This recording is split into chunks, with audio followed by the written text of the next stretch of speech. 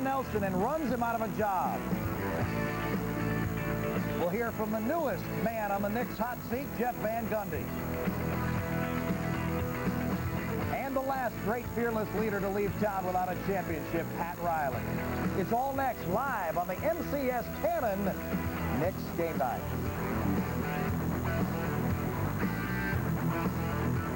Just 2 weeks ago today, Ernie Grunfeld was named president and general manager of the New York Knicks, and his coach at the time, Don Nelson, bowed before his new boss. Well, today, it was off with his head as Ernie Grunfeld had to make a move. The Knicks dropping in the standings and in danger of dropping to as far as 7th and 8th in the standings. Fire their coach today. Hi, everybody. Mike Crispino along with you for the MCS Cannon Knicks Game Night. Such is the nature of coaching in New York, coaching a team in decline, hoping to reload and regenerate itself in the offseason with free agent ammunition. The Knicks fired Don Nelson today. The three-time Coach of the Year, Don Nelson, the man who was the sixth all-time winningest coach in NBA history, is now history here in New York after just 59 games. Nelson was shooting himself in the foot regularly, trying to make changes on the fly. And he is gone now. Here are the numbers. 34 and 25, second in the Atlantic, but just 4 and 9 since the All-Star break. In fact, since the 18 and 6 start, the Knicks have not been playing good basketball. The career numbers, 851 and 629. He went to 3 Eastern Conference championship rounds, was unable to win any of those, and there's the playoff record at 51 and 61. So the new man who will take over the New York Knicks is Jeff Van Gundy, a familiar face to many who have followed the Knicks in the last few years. A 7-year assistant coach here under 4 different coaches. And certainly his tenure under Pat Riley, I think, gives him a shot to regain control of this New York Knicks team that seemingly has spun out of control, refusing to play defense, does not rebound anymore, and certainly rebelled against Don Nelson's coaching style. We now go to Marv Albert and John Andres, who are standing by in Philadelphia for their thoughts on the major changes today with the New York Knicks.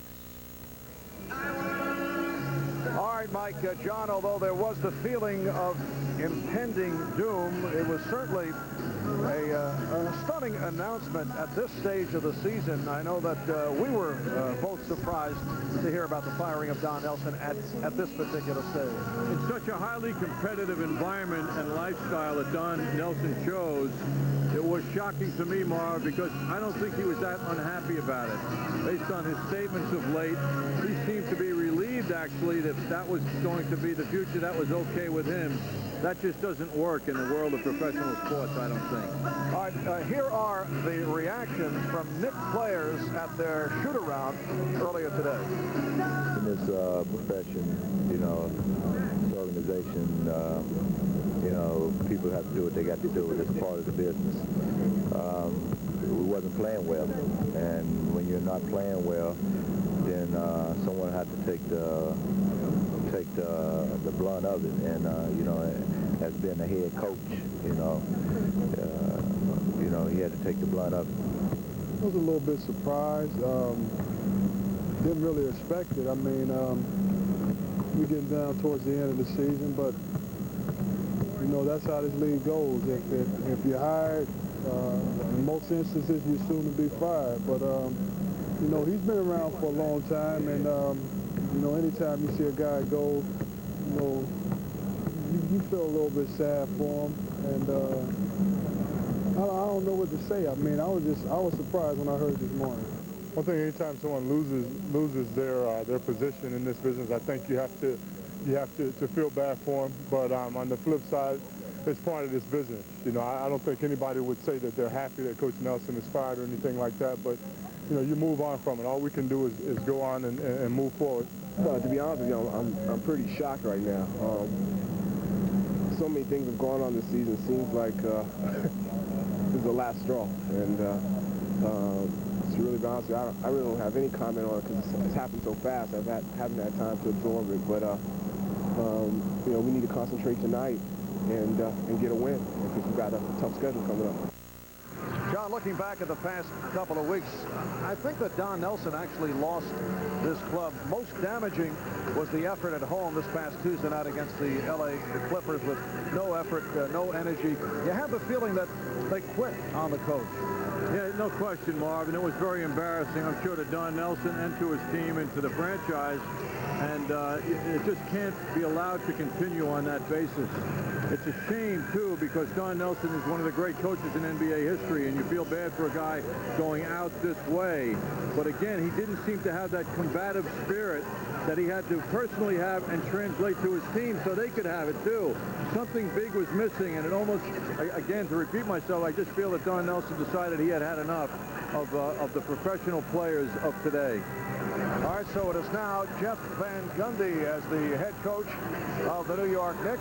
Jeff, an assistant under Pat Riley, an assistant, of course, under Don Nelson. He last was a head coach in high school up in Rochester. He's from a coaching family and is extremely well regarded around the NBA. Here's how Knicks players reacted to the news of Van Gundy taking over. Well, I'll say this. For him, we're going to get back to basics. We're going to get back to working the way things have been around here all the time, and we're going to rebound and we're going to defend, because that's something that I think Coach Van Gundy believes in so wholeheartedly, and I think that's what he feels is going to give us an opportunity to win. Jeff is a coach that has knowledge of the game, and he understands the game very well. You know, his work ethic is, you know, it's been chronicled throughout his career. He's going to put in the effort in order for us to get the best product out there on the court. He understands the game very well. I think guys respect him. You know, it's a great situation for him to be in right now, and with a veteran coach and Don Chaney there to back him up. So I think it's going to be a good situation for us for the rest of the year. Well, I think it's a great opportunity for himself. You know, he's really worked hard as an assistant, and he's prepared. He's ready to be a head coach, and he's going to do a good job here. I think the team will respond to Jeff. I think so, very much so. He's the type of person that you have to respond to, and I think the team will positively. We just got to play basketball. You know, Jeff is a new coach, and whatever his system is, we have to go out and implement that system. We have to believe in it and try to win games. All right, reaction from Knicks players following their shoot-around earlier today here in Philadelphia. We'll have more on the Knicks coaching change. John will be chatting with the new coach, Jeff Van Gundy, and Knicks team president Ernie Grunfeld in just a moment. But right now, let's get back to New York and Mike Crispino. Mike? Thanks very much, Marv. Derek Harper's statement certainly an indictment of Don Nelson's disregard for defensive coaching, and curiously missing from the players' sound that we just showed you, Patrick Ewing, the supposed leader of the New York Knicks, who rarely talks when it really matters, and that's something I think this team definitely needs. So 59 games was it for Don Nelson. He had had enough of them.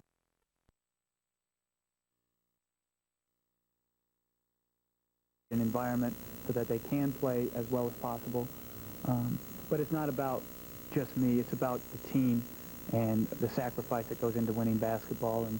And hopefully our guys are ready to put forth the necessary work and sacrifice and role-playing, all those things that go into the championship caliber teams, because that's really what I'm looking for. And I think really that's what they expect out of themselves. Jeff, is there any particular stamp fans will see immediately tonight in Philadelphia? Lineup change, refocusing of roles on the team that might be outstanding. Is there anything you feel you must do radically other than just present an attitude adjustment? Well, I don't think from a technical sense there's any major changes you can make in one day. And I really don't believe that there's a lot of technical adjustments that need to be made. I think that any good team relies on its defense and rebounding. I think it's the two areas that you can be consistent in. Sometimes your offense is going to be up and down. I believe we have enough offense to win if our priorities are defense and rebounding. And really, that's what I want our guys to concentrate on.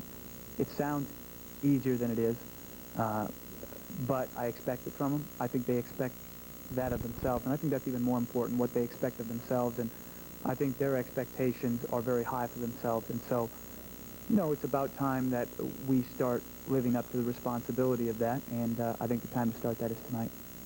Jeff, do you anticipate hiring a new assistant?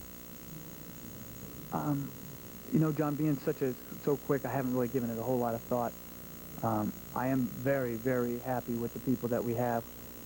Don Chaney, obviously, is an outstanding coach and an outstanding person, and I'm really fortunate to have someone of his qualifications as not only a coach but as a player. And as the people will probably find out over time what a terrific person he is. He's really one of the best people I've ever met. And then Jeff Nix and Bob Salmi I've been with for a long time. And I know them well, and they know me. And they've always done a terrific job for all the coaches they've worked for. And so right now, you know, that's up in the air. That's not something that I feel I have to do. I think our staff is strong, and I'm looking forward to working with them. Jeff, your dad in upstate New York in Batavia as the head coach of Genesee Community College for a number of years. Your brother, an assistant to Pat Riley in Miami. Have they been consulted to discuss this with you?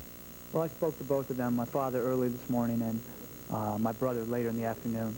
And I think they both felt torn, just like I do, about Coach Nelson's situation and not working out for them. And at the same time, I think they, you know, were happy for me being given a chance to coach in a great organization. And like this organization, I hope I live up to the confidence and you know, the hopes that my brother and my father and my mother have for me. I really do.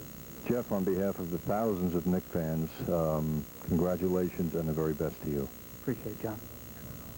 Jeff Van Gundy with John Andres today in Philadelphia. When he was hired, Don Nelson was thought that his laid-back style would be a breath of fresh air. This proves that despite what the players did and complaining last year about Riley's tough practices, really needed his iron fist or something like that again this season. And today, Pat Riley had this reaction to the firing of Don Nelson. Yes, it is very surprising to me, but in this sport, again, probably nothing ever really ceases to amaze you. You know, so other than that, I don't know the facts about why, and you know, I just wish, and I hear that Jeff Van Gundy is going to get the job for the rest of the season and get a good job.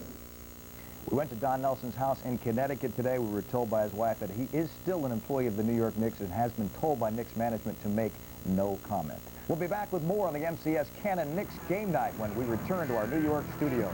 Stay with us.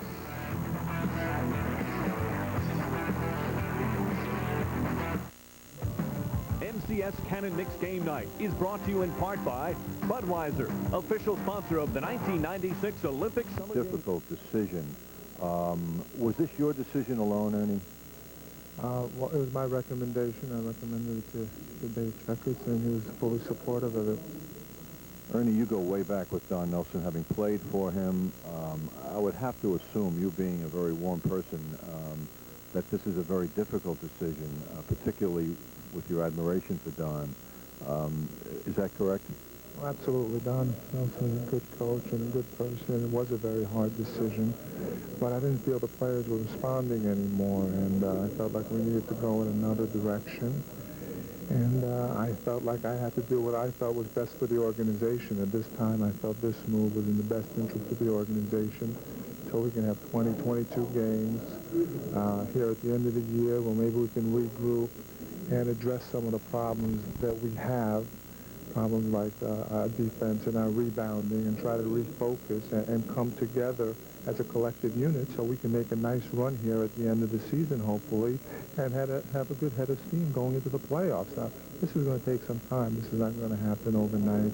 You know, Jeff Van Gundy, who's been an assistant coach here for 7 years, has a lot of experience, has worked for a lot of really great coaches like Rick Pitino, John McLeod, and Pat Riley, and he's really worked for this opportunity, and he's hungry, has a real passion for the game.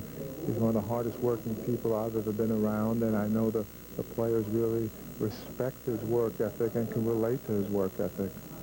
Ernie, is this an interim position for Jeff, or is it permanent? This is permanent. He is the head coach of the New York Knickerbockers, and at the end of the season, we'll reevaluate our situation. But I have a lot of confidence in Jeff, and he has confidence in himself, and I think he's going to do a fine job for us. Ernie, was the move based on, or I should say, was it a statement that we care about this year, with all of the focus on money that will be available to free agents? People are interpreting what's going on philosophically with the team as maybe they're preparing for next year. But was this a blatant statement that we care about this year? Well, we said that all along, that we do care about this year, that we're not giving up on this year. The core of this team, John, remains the same. our top 6 players are still the same players. They're the ones that have the majority of the minutes. The only player that's not here is Charles Smith, and we've replaced him with J.R. Reed, Willie Anderson, and Brad Lowhouse. It's going to take us some time, but I think if we could come together, it's not only Jeff Van Gundy, it has to be a collective team attitude of coming together, putting everything behind us, and getting back to the basic fundamentals of having pride and being a competitive ball club and doing the little things that it takes to win ball games. Ernie, I can't help but wonder, and many people would, for a coach who won over 800 games, I speak of Don Nelson, of course, what was his reaction to this news today? Well, you know, as I said before, things like this are never easy, and you know, Don's a professional. This has happened to us before, and he felt if I thought this was in the best interest of the team, he'll be a professional about it. Did you sense a tone of resignation by him? Because I know in the papers today in New York, he reflected that if Ernie feels a change should be made, so be it. Do you see a change in Don Nelson, perhaps, from the days you were playing for him? Well, it's always hard to know what a person has inside. You know, we started off the season real well, and everything was going well, and then it seemed like we got into a downward spiral, and we needed to do something to change that. As I said before, I like Don Nelson. He's a good person, and it's unfortunate it didn't work out for him here in New York. Don Nelson fired for the second time in 13 months. We'll be back with the starting lineups for tonight's Sixer-Knicks game when we return on the MCS Cannon Knicks game night. You're watching MCS Cannon. Hi, everybody. I'm Marv Albert along with John Andres. It is now Jeff Van Gundy and his New York Knicks to recap it. This morning, the Knicks fired Don Nelson. Jeff Van Gundy, one-time assistant under Pat Riley and under Don Nelson, is now the head coach for the Knicks. John, what's your take on it? First of all, Marv, it's a surprise. Someone as competitive as Don Nelson with his very distinguished record to be relieved really dramatically like this is a shock. What's equally shocking, however, and which is why the change took place, is that Don Nelson seemed to be resigned to his destiny and his team's destiny, and it wasn't a good-looking one. And there's a lot of pressure in the Big Apple, and Ernie Grunfeld feels it, and the fans want it, and they just felt they had to make a change. Well, it was Knicks team president Ernie Grunfeld who made the change earlier today.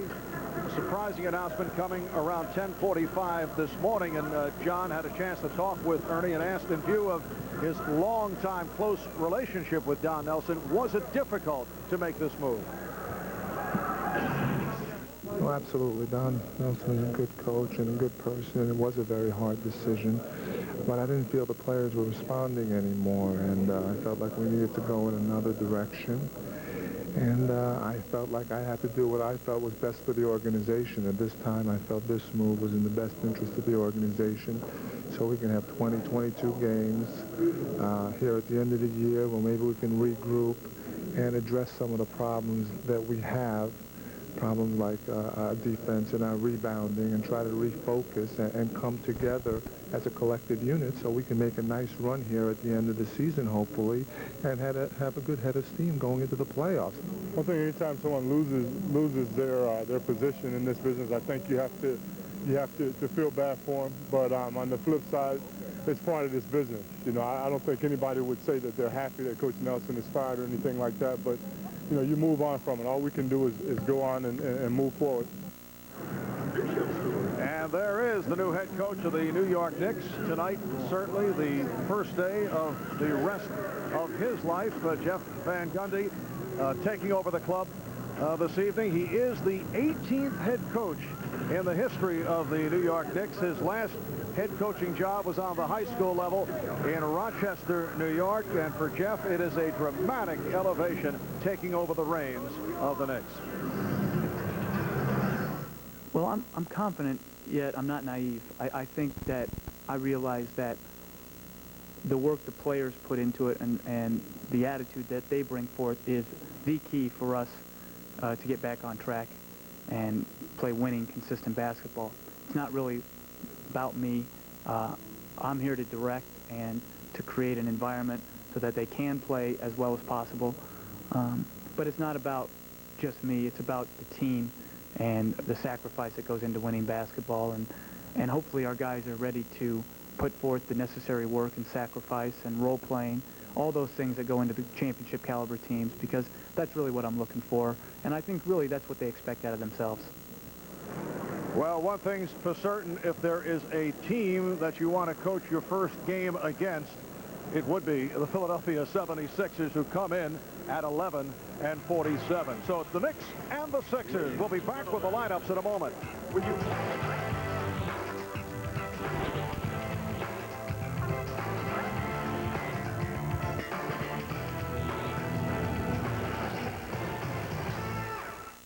Just make sure you stay in the chariot, Chuck. I guarantee you're going to win the dang race. Good. True story. You are so special. That chariot thing you did and the water stuff. I love you, man. You're not getting my Bud Light. Frankly, son, you frighten me. For the great taste that won't fill you up and never lets you down, make it a Bud Light. And it's more like, I love you, man. See? If you think stress is tough on you, consider your engine. Traffic jams, towing and hauling, even idling can lead to damaging wear. That's why Castrol is introducing Syntec Blend, the only synthetic blend that combines Castrol conventional oil and Syntec molecular components for greater protection than conventional oil in severe driving conditions. Because too much stress can be fatal. Castrol Syntec Blend, added protection for severe driving conditions. In today's hectic world, it's sometimes difficult to find time for the most important people in our lives. I found a way to keep in touch 24 hours a day. My Motorola pager from Nobody Beats the Wiz. It's smaller than your wallet, inexpensive to use, and you can screen your calls. Check your This Week at Nobody Beats the Wiz circular for a great selection of Motorola pagers and service options at prices too low to miss. So keep in touch with the Motorola pager from Nobody Beats the Wiz. Excuse me, I've got to use the phone. With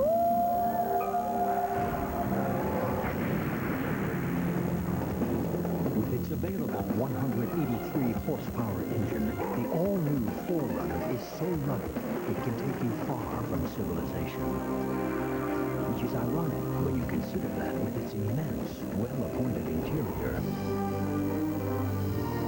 Civilization is never all that far away. The all-new 4Runner from Toyota. So what's the big surprise? Knicks tickets.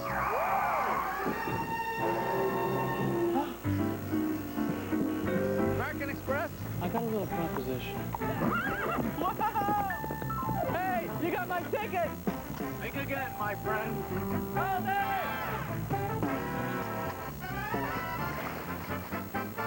American Express, the official card of the NBA. I'd have gone to the moon for these. Tell me about it. New York Knicks basketball is brought to you by Budweiser, official sponsor of the 1996 Olympic Summer Games. This Bud's for you. By American Express. By Nobody Beats the Wiz Home Entertainment Centers. By Delta Airlines, the official airline of Madison Square Garden. And by Citibank, for banking anytime, anywhere, any way you choose. At Citibank, the city never sleeps.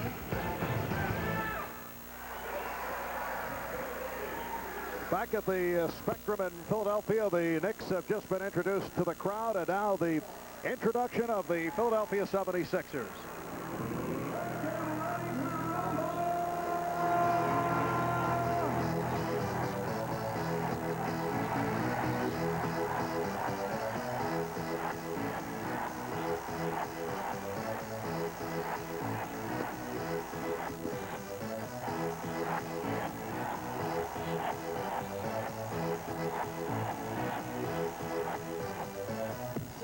And now, ladies and gentlemen, the starting lineup for your Philadelphia 76ers. At one guard is ninth season from Florida, 6'4", number 11, Vernon Maxwell. Also in the backcourt is rookie season from North Carolina, 6'6", 42 is Jerry Stackhouse. The center is 11th season from Villanova, 6'9", number 54, Ed Pinckney. At one forward, his second second season from Duquesne, 6'10", number 21, Derek Alston. And at the other forward, his fourth season from Southern Mississippi, 6'7", number 35, Clarence Witherspoon. 76ers coached by John Lucas. His assistants Ron Adams, Tom Thibodeau, and Maurice Cheek. The trainer is Kevin Carroll. So the Philadelphia 76ers with 4 straight losses. They have dropped 11 of their last 12. And they will supply the competition for the head coaching debut of Jeff Van Gundy. Earlier, John talked with Jeff about his emotions regarding taking over as Knicks coach for the very first time. Well, I think I'm going to have mixed emotions as I walk onto the floor. Excitement, nervousness. But I think what I want to try to put out there for our team is one of a person that is working for them in a team setting to try to get a win tonight. And I think winning solves all things. And so that's what I'm looking forward to tonight. Marv, the unanimous feeling of Jeff Van Gundy as a prospective excellent coach at the highest level where he's at now is there.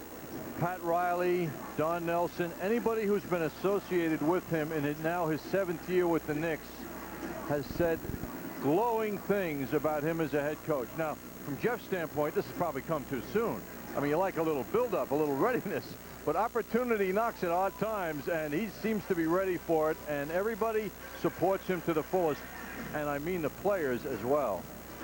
Jeff told me earlier he did talk with Don Nelson and had only the highest regard for Don. Feels bad about the situation, feels bad that it had to end like this for Don Nelson. And he also got a call of congratulations from his former boss, Pat Riley. They chatted earlier in the day.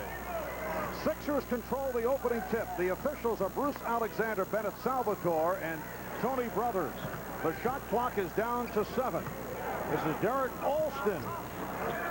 Alston on the follow, and a 2-0 76er lead. John Starks is sitting it out tonight because of the sprained ankle. He did play the other day in Toronto, although he was a question mark. Herb Williams, as you see, in the starting lineup, along with Patrick Ewing and Anthony Mason up front, Derek Hopper and Hubert Davis in the backcourt.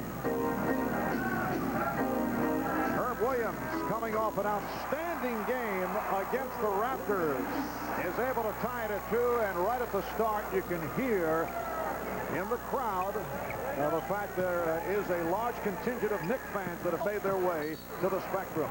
And the foul is called against the Sixers. It is a loose ball foul picked up by the rookie Jerry Stackhouse. And there is John Starks.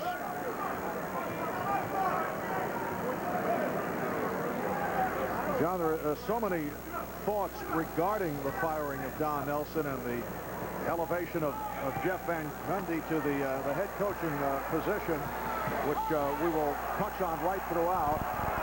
Sixers say that should have been a backcourt violation, but the indication by the official was that it was deflected.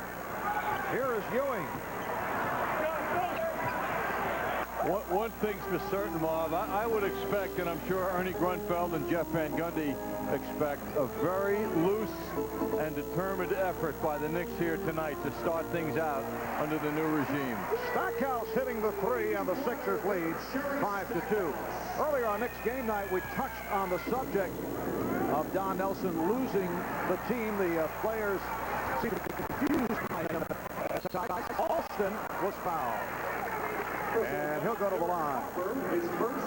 Hopper picks up the foul. The key to me, though, in recent games, I thought Patrick Ewing lost his intensity. Was too loose even during pregame warm-ups. This is a guy who normally would come out with the old Bernard King game face. And there were other players and other coaches around the league who were puzzled by the fact that he was kind of jocular, kidding around even during the warm-ups, and you never saw that with Ewing in the past. No, if anything you could say about Patrick Ewing is he shows up every night and plays very, very hard. And anything that relieves that kind of inner tension is not good, and you're right, it has manifested itself, particularly against the Clippers the other night. I think that was really the game that sealed Don Nelson's destiny. The team really was not very professional. It will count offensive interference.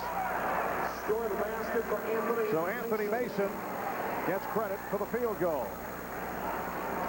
6-4, the Sixers with the lead.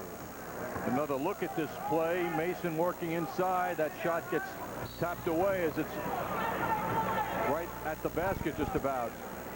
Foul committed by Herb Williams. The Knicks on the road are 14-14. They had lost 4 straight, 7 of 8, before winning in Toronto on Wednesday night. And again, in that game, had their difficulties. The move by Ed Pinckney, a new addition to the 76er squad. In that game, similar to what took place on the West Coast trip, the Knicks with problems in the 4th quarter, not able to sustain it, and the Raptors made a run. Ewing coming up short and rebounded by Alston. It will be interesting to see Jeff Van Gundy express himself now as the head coach. You know, does he stand up during the game? Does he work the sidelines? Does he yell at the officials? Vernon Maxwell from long range. It's a 3 for Maxwell, who comes off a horrid shooting game in the Sixers' last performance, a loss to Minnesota. Maxwell 1 of 14 from the field past Wednesday night, and the Knicks having a rough go of it here in the early going, down 11-4 on the turnover. Then Maxwell gives it right back. Here's Hopper going past Maxwell with the drive, and that basket will count. Offensive interference once again. So Hopper gets credit, and the Sixers now lead 11-6. And Derek Harper taking it all the way by himself. That's a goaltending call.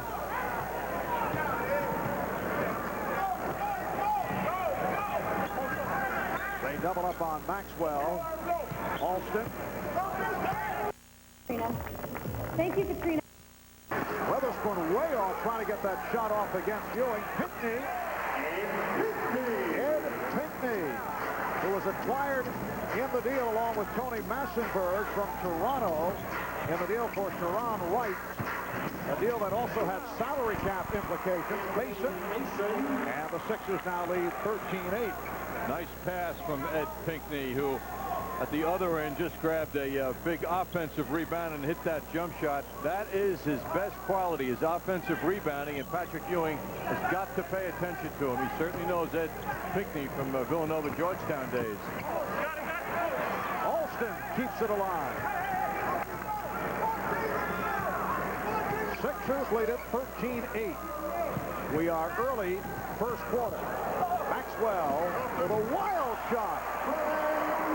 Vernon Maxwell extends to a 15-8 lead. Talking earlier with Jeff Van Gundy, and I asked him about his head coaching experience as Mason is able to grow at home, and we reflected back on the game last year in Charlotte. Remember, Pat Riley was ejected, and Van Gundy took over. I can recall the Knicks making a run, but lost to the Hornets at the Hive. That's the only time he's been a head coach on the pro level. Mason off the fake, called for steps. 6:55 remaining in the first, and the Knicks are down by 5. The scales of justice are about to tilt because Max Swift is coming down on crime with vengeance. Swift Justice premieres Wednesday, March 13th, only on UPN. March puts a great lineup of big $269 a month, not $299, $269 a month for a new loaded 1996 GMC Jimmy 4x4 at Bright Bay GMC Truck, Long Island's 4x4 headquarters. And at Bright Bay, you can choose from a huge selection of quality used trucks and 4x4s. And with our streamlined quick check credit approval, you're approved faster and easier. Compare the facts. Shop around first, then come to the Bright Bay GMC truck stop, ready to buy. Sunrise Highway, Bay Shore. Everyone's worst nightmare, the breakdown. We're on the move. Motorworks, the engine specialists, will restore your car's dependability. America's largest chain of engine replacement centers with over 90 locations nationwide. Motorworks, written up nationwide, is your first choice in installation centers. When it comes to engines, just say Motorworks. Call 1-800-NEW-MOTOR. 1-800-NEW-MOTOR. There's a smarter way to buy better menswear. The Men's Apparel Center in Farmingdale. We're not just $99 suits. Unlike our competitors, we sell only first quality current season menswear at up to 70% off other stores' prices. And we've got Long Island's best selection of larger sizes. The Men's Apparel Center. We're the smarter way to buy better menswear. And nobody beats our prices. Nobody. Open Fridays, Saturdays, and Sundays only. If you don't see us, you're in the wrong place. Got a look at some Knicks history in terms of coaching changes as you watch Jeff Van Gundy chat with J.R. Reed. For the Knicks, only their 9th coaching change within the season. Only the second time they've done it when the coaches had a winning record. And the most memorable was Red Holzman taking over for Dick McGuire, who, as I recall at the time, expressed happiness, the fact that he was probably more comfortable at that stage of his life as a scout, and was relieved, as I recall, when the move was made. It is now an 18-10 Sixer lead as Maxwell has opened up on fire. Sixers going to the trap. And they're putting good pressure on the Knicks, and the Knicks are responding to John Lucas's liking. The Knicks have yet to get into a free-flowing exchanging of the basketball, and they do on that play. Patrick Ewing with his first field goal. The Sixers lead it 18-12.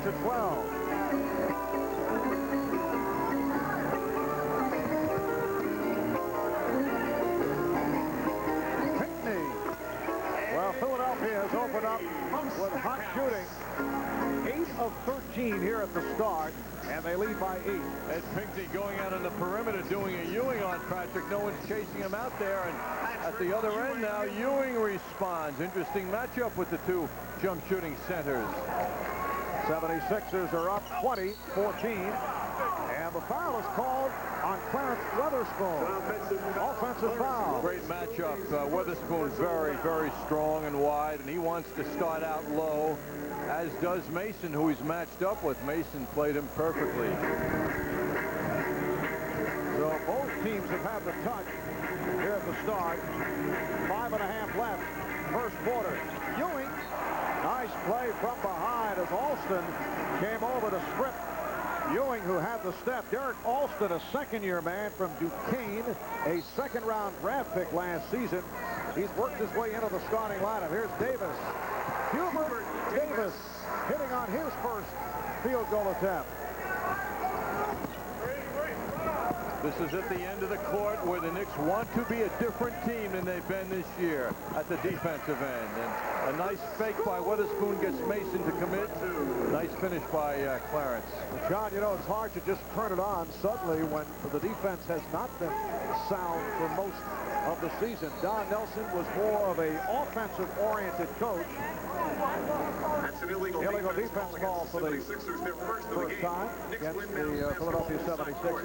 You know what's intriguing to me? Last year, of course, there were grumblings about the ways of Pat Riley, the fact that he was a very tough coach in terms of practice, in terms of what was expected.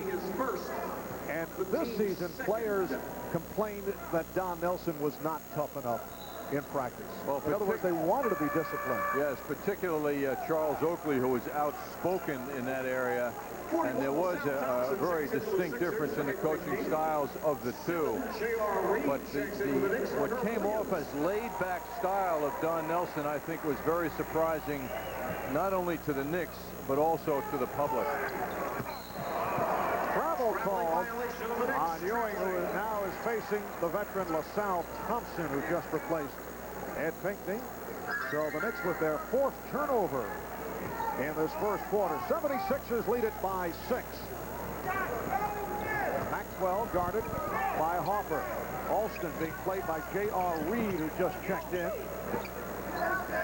Van Gundy also telling us earlier that he will go with more of a set rotation. Might play only 8 players, which is back to the style of the last 4 years.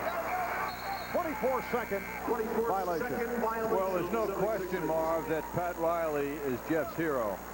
And it was manifested from Pat to Jeff on occasion during Pat's tenure here. His respect for Jeff as an emerging coach was evident, and nothing wrong with emulating the best as long as you're true to yourself. And Jeff alluded to that quality in his press conference today as Derek Harper hits after some nice ball movement by the Knicks.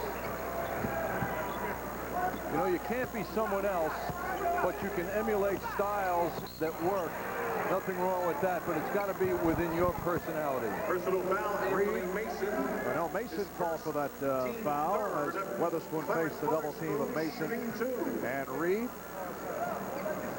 I think one of the other problems that the Knicks players had with the style of Don Nelson, who was so successful with the mix and match substitution pattern with Milwaukee and with Golden State, the Knicks players did not accept it.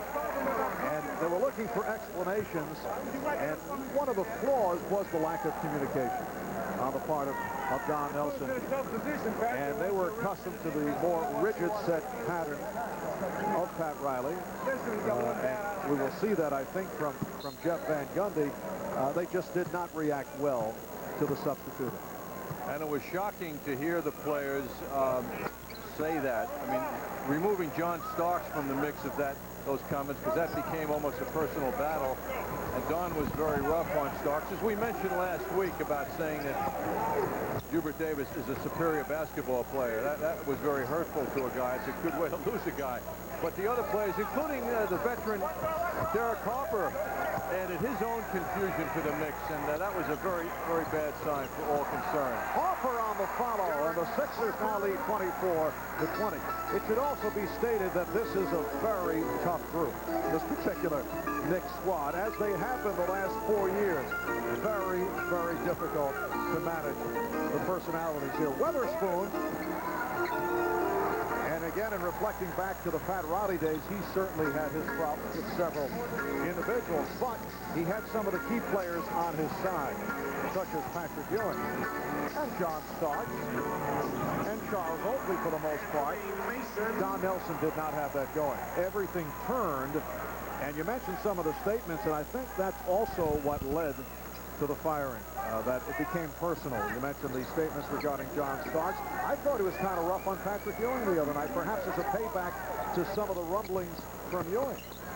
Yes, after the Toronto game, when Ewing put forth a very strong effort, unlike the night before on defense, and Don did make the statement as Hubert Davis continues to touch. That's a two-point shot. Don did make the statement upon reflecting on Ewing's effort that it wasn't a particularly good effort, and they were disappointed, but he reflected on the negative aspect of a night where Ewing did have 7 turnovers, but he put forth a terrific, meaningful effort, which resulted in to a great degree, the Knicks changing their personality on defense and winning the game. A 10-2 run by the Knicks. Timeout is called. And Derek. There are sure to be a few records set during the 1996 Olympic Games. And as the official airline, Delta has already set one. Of all U.S. airlines, only Delta flies smoke-free on every flight to every city worldwide. It's not something we did to win a gold medal. We did it so you could breathe a little easier. Delta Airlines.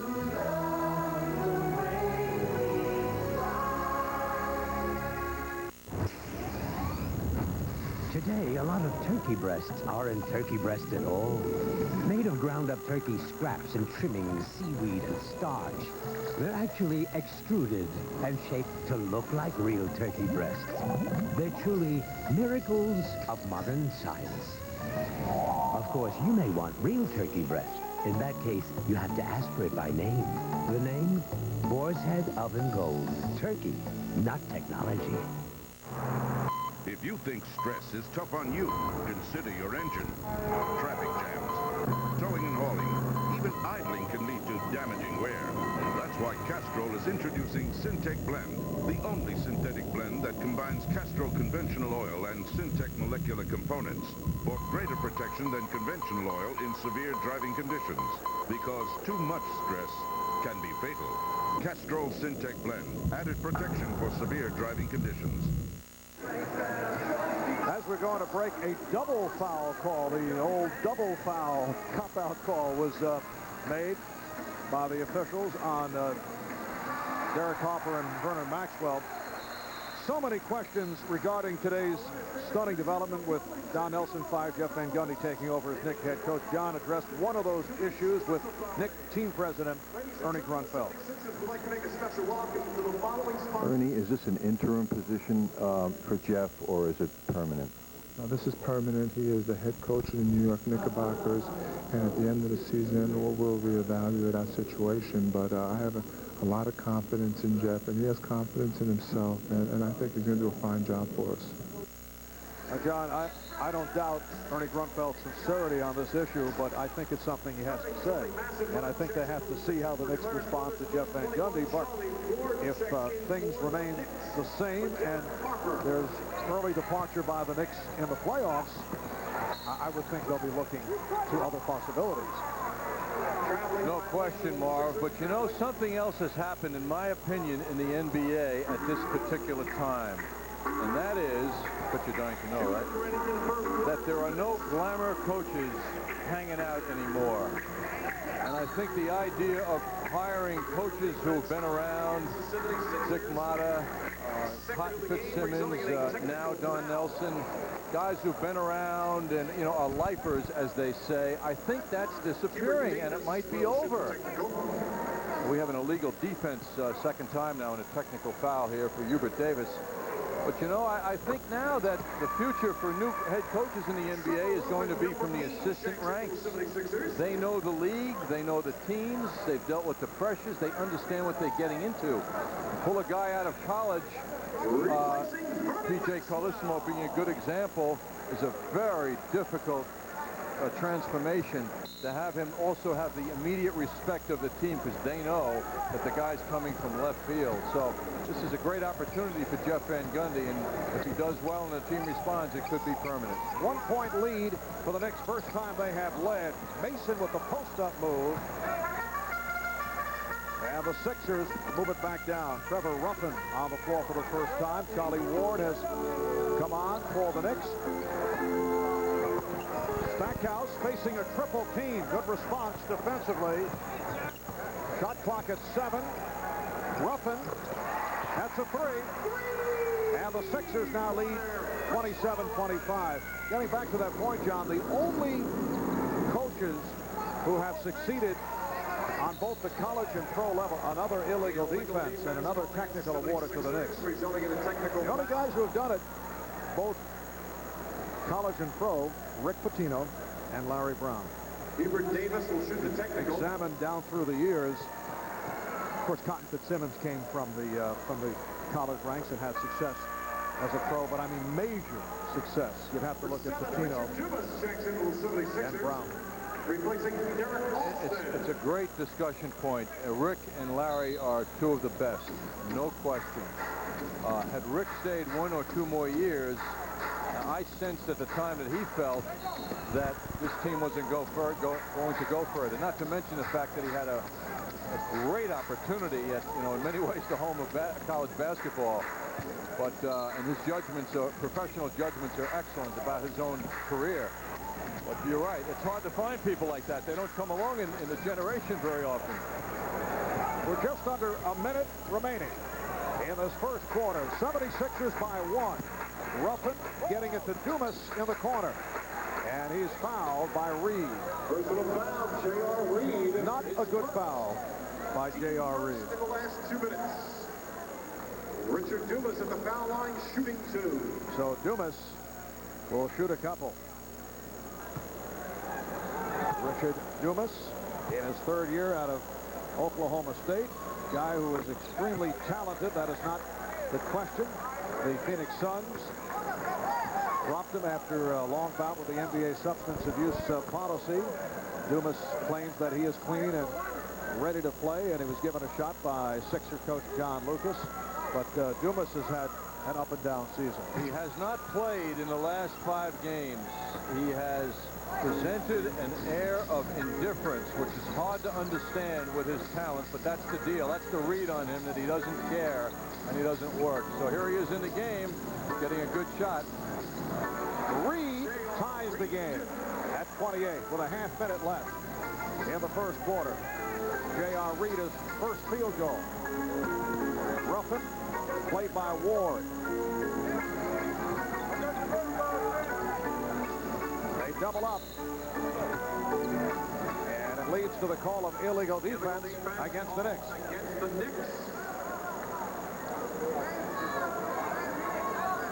That is their first of the game.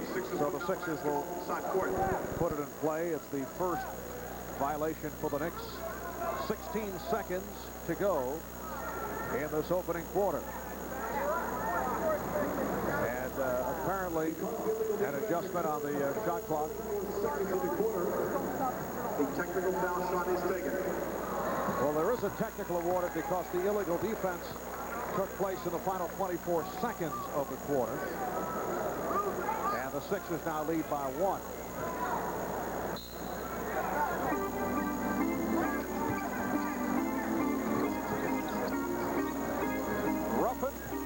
Setting it up, moving toward midcourt. We come up on 5 seconds to go. LaSalle Thompson trying to set the pick, and Ruffin forces. After 1 here at the Spectrum, it's the 76ers with a 29-28 lead. Final call. We've got to move fast, Kirby. I hope your book hurts. Not exactly, but this company's fast. Fast as Hertz #1 club goal? Not exactly, but they do have a special place to pick up the car. Like Hertz? Not exactly, but it'll be waiting. Under a canopy? With the keys in it? Not exactly. And protected from the weather? Not exactly. In Rent-A-Car, there's Hertz and there's not exactly. Make sure you choose the right one. Counting on that promotion, Kirby? No, not exactly. Ah!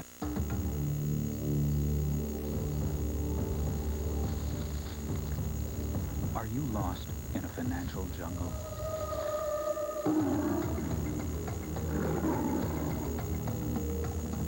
What you need is someone who knows the ropes. Someone you can count on for advice and financial information. MetLife can help you tame the risks and help you make sense of it all.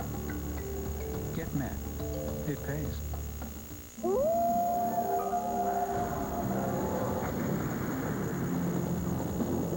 Its available 183 horsepower engine, the all-new 4Runner, is so rugged it can take you far from civilization. Which is ironic when you consider that with its immense, well-appointed interior. Civilization is never all that far away. The all-new 4Runner from Toyota. At Nobody Beats the Whiz, we can't promise your work will be any less a grind. We will promise you access to the office of your dreams, wherever that may be. New York Knicks basketball is brought to you in part by Toyota. I love what you do for me. Toyota. By MetLife. Get Met. It pays. And by Hertz. For business, for pleasure, nobody does it exactly like Hertz. John Stark sitting out tonight with a sprained ankle. And we chatted with John about the subject of Don Nelson, who came in with a player's coach reputation. We asked John Starks, who, as you know, was not particularly fond of Don Nelson, and vice versa, for his take on that label. It didn't come off as that, you know. Me personally, I thought it probably was going to be a good situation, you know, from playing under them my first year in the league, but that wasn't the case here. So, you know, like I said, we just have to move on and just look forward to these next 23 games. Well, quite frankly, John Starks is obviously happy, and he's trying to be diplomatic as well and not show his personal feelings, which is a wise thing to do. He would gain nothing in being any other way than diplomatic. Second quarter underway. A strong move by J.R. Reed, and the Knicks lead 30-29. Maxwell and Ruffin in the backcourt. Dumas with Pinckney and Massenberg up front. Charlie Ward playing the backcourt now with Hubert Davis. Ward with the pull-up. Rebounded by Reed. Reed up front with Mason and Williams. So Patrick Ewing getting a rest here at the start of the second. I think that's a quality that Jeff Van Gundy, as Hubert Davis continues. That fine touch. That's a two-point shot. Excuse me, a three-point shot, Marv. I'm sorry, I missed that. Charlie Ward comes down. He's got guys to the left, guys to the right. The offense isn't set up, and he fires up a jump shot top of the key.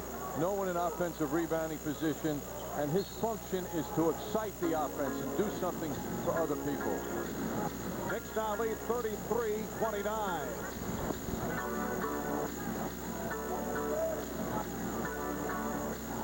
Ward leading Williams with the pass off the mark.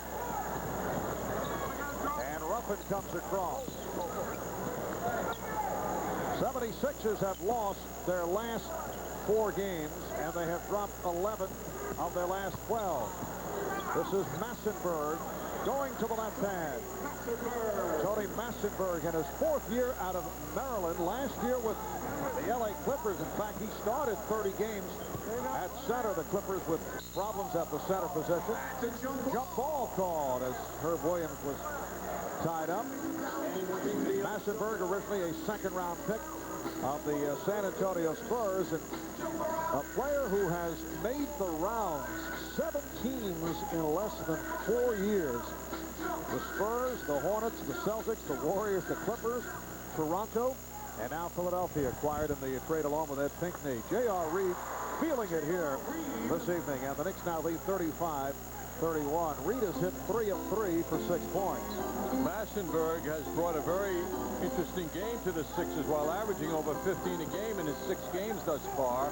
He's been very tough. Herb Williams with the rejection.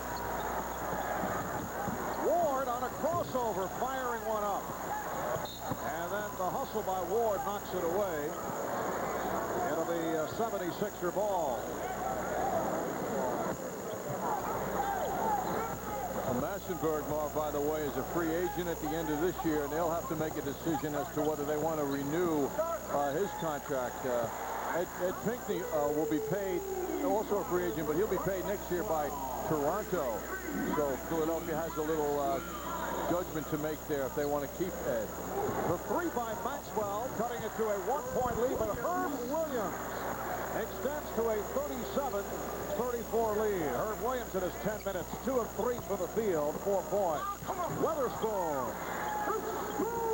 The Knicks lead by 1 with 3 minutes gone by in the second quarter. The Spoon, as they say, has the ability to get the shot off every time because he's so strong. He's only 6'7", and in the NBA, that's not very big around the basket. Mason going at Weatherspoon. Ditto. All the words that applied to Weatherspoon apply to the man who he's matched up against, Anthony Mason. 10 points for Mason to lead the Knicks.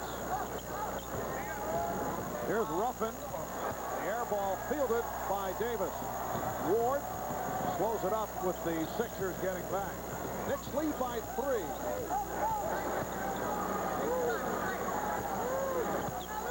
Now Reed working on Weatherspoon. And hitting. J.R. Reed with his best offensive performance since the game against the Phoenix Suns. 20-second timeout. And we certainly hope for his sake and for the Sixers' sake that this game doesn't end in the same manner for J.R. Reed as it did with Phoenix. So the Knicks are up 41-36 with 8:09 remaining in this first half. We have an MSG2 announcement for you. The Atlantic 10 tournament featuring UMass and George Washington going on right now on the channels that you see. If that location is your location and you're interested in UMass, as tonight's tonight's director, Howie Singer, is, why, you might want to check him out for a minute before you come back to us. I'm glad you pointed that out, John. So the Knicks lead by 5 against a 76er team that has had another disastrous season. Worst record in the NBA. They've had 24 players on their roster. The media guide obviously is obsolete. That's a 76er record. The previous high was 20, and it is the second most of any team in the history of the NBA. And it's been a game of the illegal defense call. 3 against the Sixers. This the second against the Knicks. And a technical foul awarded once again, and Trevor Ruffin will do the honors. One of the greatest, couple of the greatest disappointments for GM/coach John Lucas has been the play of Vernon Maxwell, a guy he invested a lot in bringing him back from the dead, so to speak. They tried to make Vernon a point guard, and it just hasn't worked out. And he's a shooting guard and a tough guy to control, as talented as he is. Ruffin, the man with the ball, is a terrific player, but basically a shooting guard as well, even though he's a short guy. So that's what this team has really missed, the development of a point guard, and it's hurt them. Also, the disappointing play of Dumas. He hasn't responded at all to this new environment. And last touch by the Sixers. And then there's the little matter of a fellow by the name of Derek Coleman, who is out the rest of the season with a sprained right ankle. And what looks like, Marv, the impending embarrassment because of the development of Sean Bradley in New Jersey for the Nets.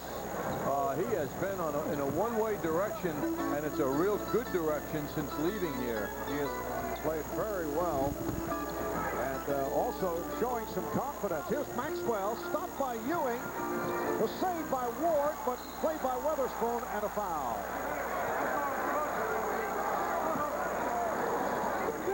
And words between Weatherspoon and Ewing. Weatherspoon also felt he was fouled prior to the call that he did receive. Ward picked up the personal, and the Sixers get the new 24. Knicks now have Ward and Anderson in the backcourt. Willie Anderson coming on a moment ago. Herb Williams, Patrick Ewing, J.R. Reed up front. And Maxwell is hit by Anderson. Willie Anderson has not played well recently. He has been disappointing. Started out very well as a Knick when he came over in the trade from Toronto. Maxwell just jumping into a bunch of guys. I mean, he's going to hit somebody. He shouldn't look that surprised by it. He's the one who chose to jump into everybody. And as the Sixers inbound, a foul is called.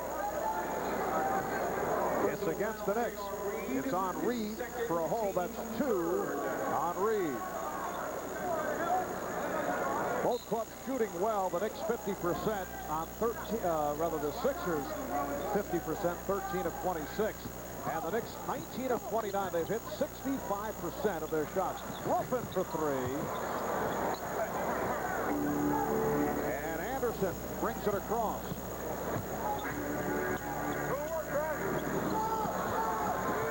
Here is Ewing. Off-balance shot. Patrick Ewing with his third field goal. He has 6 points. And the Knicks now lead 43-37. Sure, Jeff Van Gundy is going to want to reintroduce the Knicks offense more to the direction of Ewing. And the sign here in the first half that the Knicks have not done enough of that. Ewing posting up on Pinckney. Again went for the tough angle shot.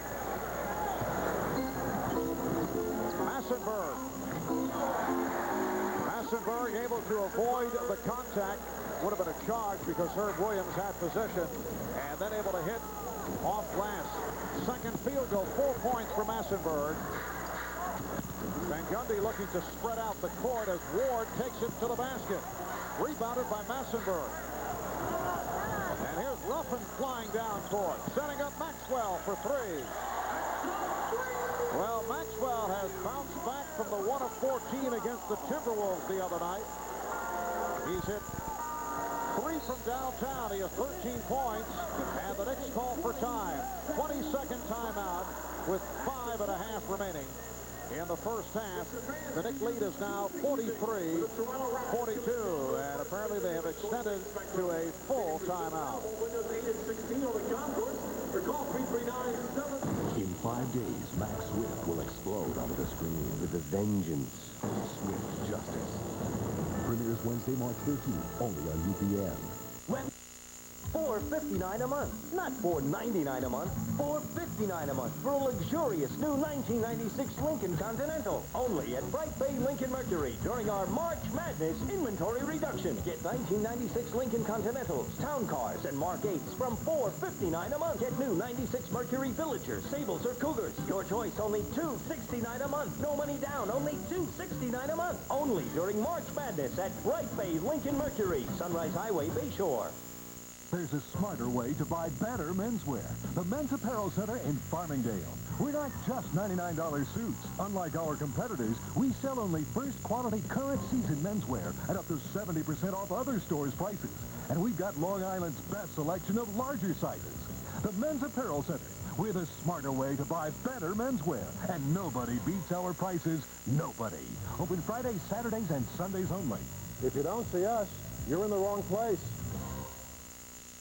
Lakeview Auto Sales and Service, Long Island's oldest exclusive authorized Mercedes-Benz dealer, is pleased to present the next generation E-Class, the E-Series, all new for 1996. Experience the ultimate in design, handling, and Mercedes-Benz luxury. Lakeview Auto prides itself on its complete staff of factory-trained technicians and award-winning sales and service departments. Lakeview Auto Sales and Service in Rockville Center, where customer satisfaction is a reality, not a perception. Remember, when you're having good times with good friends, drink responsibly, because friends know when to say when. A reminder from your friends at Budweiser. The Knicks with a 43-42 lead on the Sixers with 5.5 remaining in this first half. Must be a strange situation for Jeff Van Gundy. His first game as an NBA head coach. He did take over, as we mentioned earlier, for Pat Riley in Charlotte. One game last year when Riley was ejected, but I think Jeff is kind of finding his coaching personality in terms of how he reacts on the sideline. His last head coaching job was on the high school level up in Rochester. He's been an NBA assistant for 7 years, so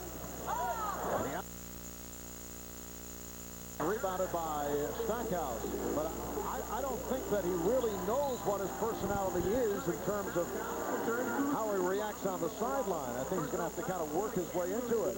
No question, Marvin. It is interesting because as a head coach in the NBA, you're under a microscope. You're always being observed, and style is a lot of the imagery and impact that a coach can have, or makes a lot of it, with his team. What's kind of refreshing, though, is he's not the kind of guy that runs up and down the court screaming and yelling and waving his arms, you know, and becoming a show. It doesn't appear that that's his way. He's an understated guy, but the drive is there and the intensity is there, and that's the main thing. Game is tied at 43. Here is Ewing. Hit the official. And we'll check out Jeff Van Gundy with Philadelphia on the offense. Very pensive, as you mentioned, very low key. Stackhouse facing a double team. Shot clock at 3. Ewing with the block on Massenberg. Can you imagine, Marv, how many times this evening and already today, it must have been hundreds of times. Oh, nice return, Ewing to Mason. How many times he said, do I believe where I am right now? I mean, what's going on? I am a head coach of the New York Knicks. It must be an unbelievable feeling, particularly with his dad, 13 years now, Genesee Community College, upstate New York. You know, his brother, an aspiring high-level coach, now as an assistant to Pat Riley, and he's at the top right now. Holy mackerel. Jeff also pointed out earlier as we see Anderson drill the three-pointer. And the Knicks now lead 48-43. He had much compassion for what Don Nelson had to go through again today. Foul is called as Maxwell went straight down the line. His second, team fifth. His brother, Stan Van Gundy, went through the same, of course, on a different level, as he lost the job at the University of Wisconsin and then was hired as an assistant by Pat Riley, who tried to hire Jeff Van Gundy, but the Knicks would not let him out of his contract when Pat went to Miami.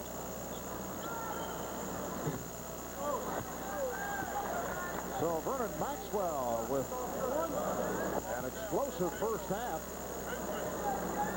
He has 15 points.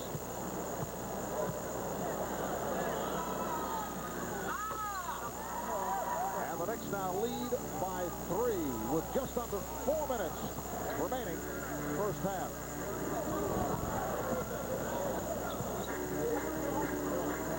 Anderson and Hopper in the backcourt with Ewing, Reed, and Mason up front. Mason for Hopper. Reed with the steal, taking it out of the hands of Maxwell, and then the foul is called. Basket won't count.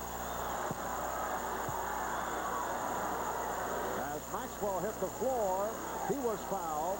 Personal foul, J.R. Reed. And it's called on Reed for shoving Maxwell. That's 3 on J.R. That's an offensive foul, J.R. Reed. Herb Williams returns. Now Herb Williams is back, replacing J.R. Reed.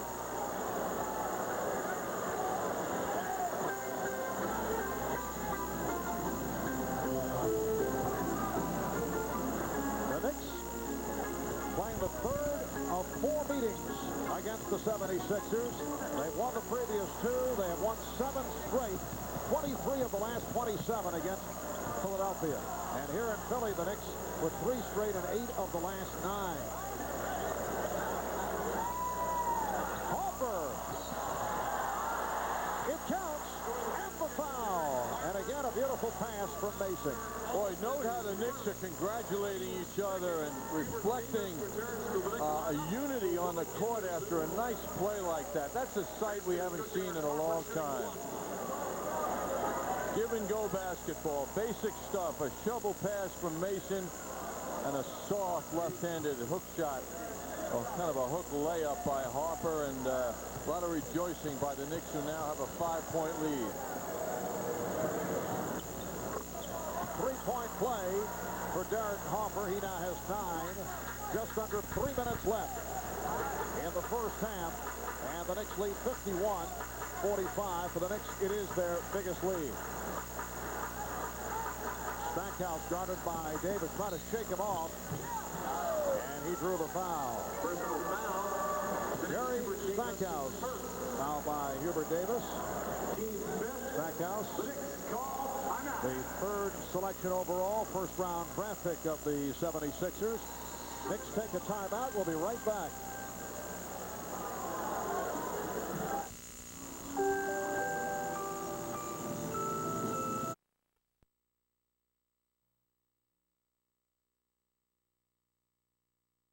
Balance. 16 rings. So I left. Went to Citibank. Free ATMs, free PC banking, free phone banking. Even in a town this expensive, there's still a bank that won't nickel and dime you. The city never sleeps. Your life is controlled from above, where satellites can relay hundreds of TV channels. Discovery Channel Plus. Track whales in the ocean. Follow elephants in Africa. Keep an eye on enemies, or keep an eye on you. See Eyes in the Sky, a world premiere special when Spywatch begins. Sunday at 9 Eastern and Pacific, only on the Discovery Channel. Explore your world. Well, a familiar face over the years here in Philadelphia. He's the director of statistical information, Harvey Pollack, who celebrated his 74th birthday here today, and in a big way, he's greeted. It's interrupting Harvey from his statistical pursuits, which is what he has become a legend about. I mean, the guy is an endless developer of statistics of the game. Some of which are actually significant. That's right. And the man, he can delve into the obscure big time. 2:45 remaining in this first half. Stackhouse cutting it to a 4-point Knick lead.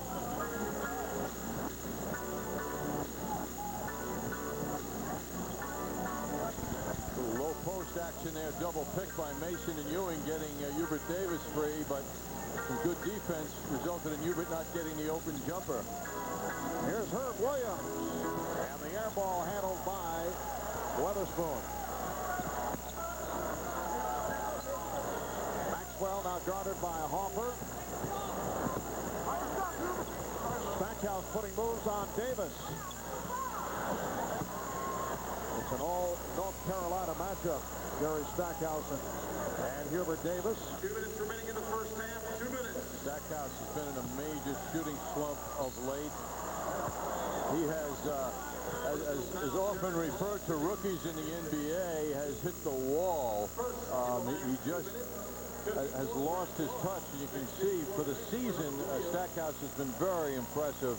The field goal percentage will improve. Certainly the three-point shooting will improve, but this is a budding star. It's a no-question situation.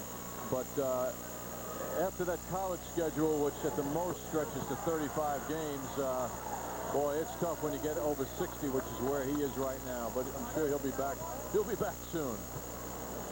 Alston called for the foul, putting Ewing at the line. Brad Lohaus has come on for the first time. The Knicks now lead by 6.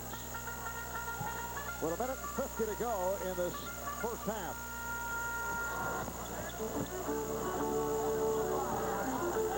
Mason doing a good job fronting Weatherspoon. Maxwell, shot clock down to 7.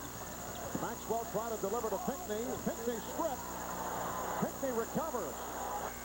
And is rejected by Ewing. It's a 24-second violation.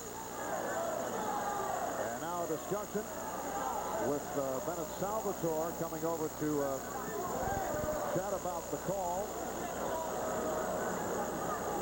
Talking with Tony Brothers, Bruce Alexander. It didn't seem that there was a foul called on the play, certainly. And then the 24-second clock went off as the Knicks were advancing the ball up court. I think they're discussing an adjustment of the clock because there was a block at the same time of the 24-second violation. And they now set it with a minute 29 to go in this first half. John Lucas, who may recall the last time the Knicks and the 76ers met, which was a wipeout, a blowout by the Knicks over Philly at the Garden. Lucas was ejected in the final minute of that game. That was a 32-point horror show for the Sixers, 32-point loss. Mason going between the legs to the jump hook, and Ewing able to convert. The Knicks lead 55-47. 10 points for Patrick Ewing. 1 minute left in the half. Weatherspoon got behind Mason. The Knicks lead 55-49. Perfect lead pass from Jerry Stackhouse. Davis with the save and a beauty. Play by Mason. Terrific play by Hubert Davis. Funny, when he misses, it's surprising the way he's been shooting these days. Hopper penetrates. Try to go to the reverse. And back comes Maxwell. Leading Stackhouse. Out of sight play. I thought he overthrew Stackhouse from the angle we're at. We're way up here on the side, but Stackhouse can climb. 8 points for Stackhouse. Knicks looking to hold for a final shot of the half. And a leg block call. So the Knicks maintain possession with 11 and 7/10 seconds to go, first half.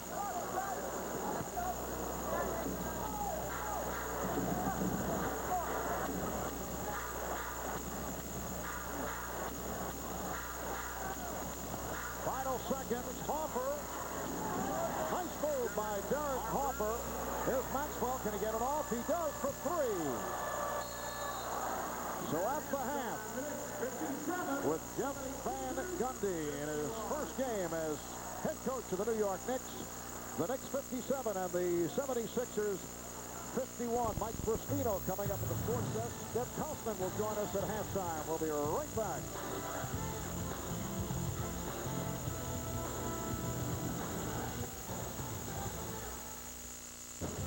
It's time to get back into the spring swing. The Yanks and the Tigers in spring training action from Tampa, Sunday afternoon on MSG.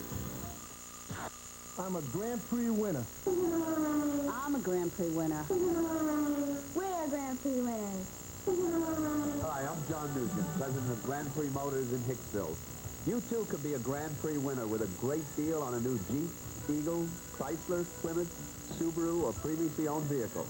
Start your engine and come to Grand Prix Jeep, Eagle, Chrysler, Plymouth, Subaru, 500 South Broadway in Hicksville, and be a Grand Prix winner.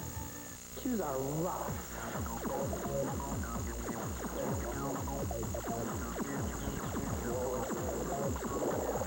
It was a stone death.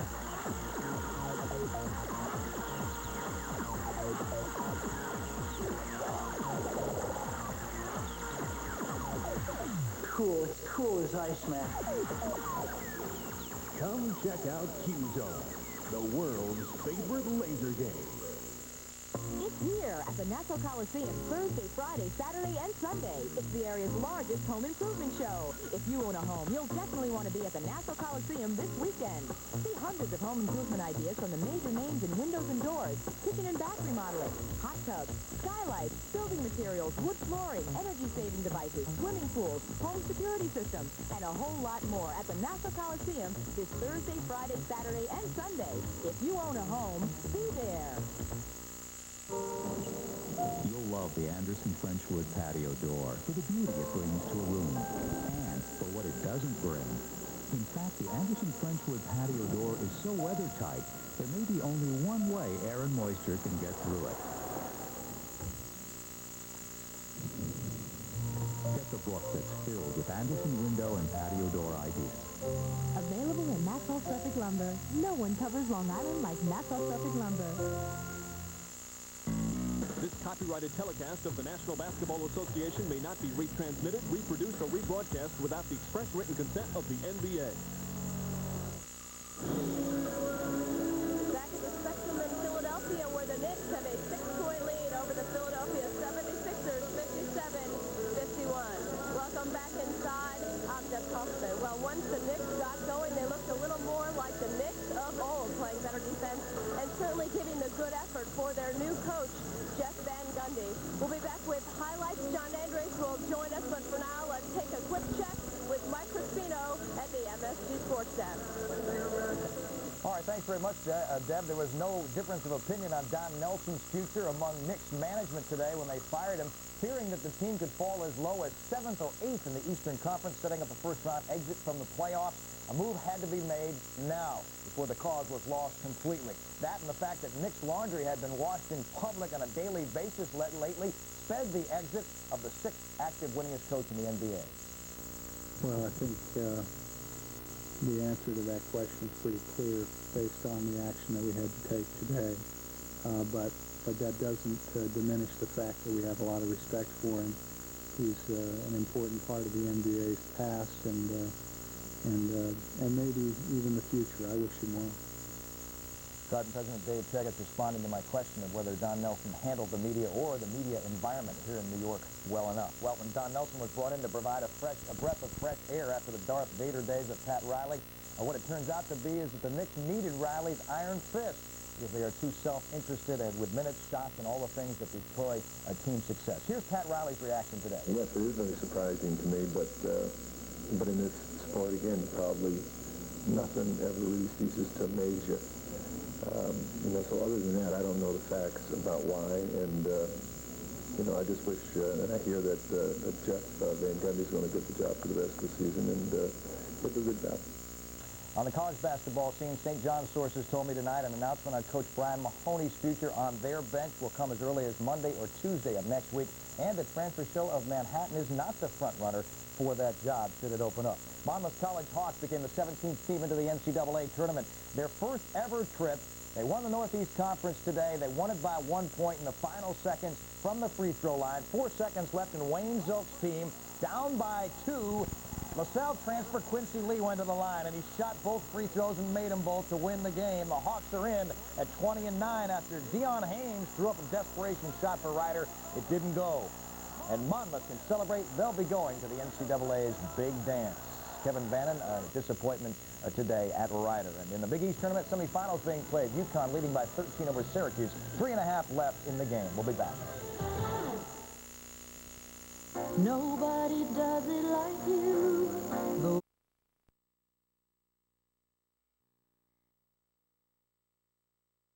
Signed with the Buffalo Bills today for 4 years and $8 million. So he leaves Detroit and he's now in Buffalo. The Mets say Rico Brogna is out for at least 3 weeks with a strained knee. It is possible he will play in the opener April 1st at Shea against the Cardinals. Following Coors Light Sports Desk tonight, we'll have the fight of the century, a special 25th anniversary, hour-long edition of it, beginning at 11. We hope you can join us here on the MSG Network. We'll go back to the Spectrum more on the second half of the Knicks and Sixers after these words. A neglected brain is a dim brain. So bring your brain on an outing to Liberty Science Center. Send it on a ride in the nation's largest domed IMAX theater. Let it explore the hundreds of hands-on exhibits. There's even a show for your brain about your brain. Your brain will have the time of its life, which is good, because if you don't treat your brain well, it could leave you someday. Liberty Science Center, where science equals fun. Okay, camera left. Go right. In business news, the paper trail widens in the discount long-distance controversy known as Rate Gate. A discount long-distance company promised dramatic savings over AT&T. But watch what happens when you compare similar calling plans. Those numbers are about the same. What happened to that 15% savings? The answer when we return. Clearly, they don't hold up. And we're out. Call 1-800-COMPARE for a competitive price you can believe in. If you've got business in Washington, you have 2 choices. You can take the shuttle, or you can fly. Metroliner, the smarter shuttle. It's late at night. Do you know where your children are? Keep in touch with the Motorola pager from Nobody Beats the Whiz. Excuse me, I've got to use the phone. Howdy, folks. Y'all getting tired of those car-dealing, money-stealing ads you're always seeing on TV? Well, K Chevrolet, now they're different. Oh, they've got the Chevy you're looking for, but their prices, they'll blow you away. Let me show you what I mean. That Chevy Lumina's a nice car, but that price is just too dang high. Now for a little price fixing on this here Blazer. K Chevrolet Geo, Hampstead Turnpike, East Meadow. Their prices are bulletproof. It's here at the Nassau Coliseum Thursday, Friday, Saturday, and Sunday. It's the area's largest home improvement show. If you own a home, you'll definitely want to be at the Nassau Coliseum this weekend. See hundreds of home improvement ideas from the major names in windows and doors, kitchen and bath remodeling, hot tubs, skylights, building materials, wood flooring, energy-saving devices, swimming pools, home security systems, and a whole lot more at the Nassau Coliseum this Thursday, Friday, Saturday, and Sunday. If you own a home, be there. Some of our announcers' clothing is furnished by Harry Ellis Menswear.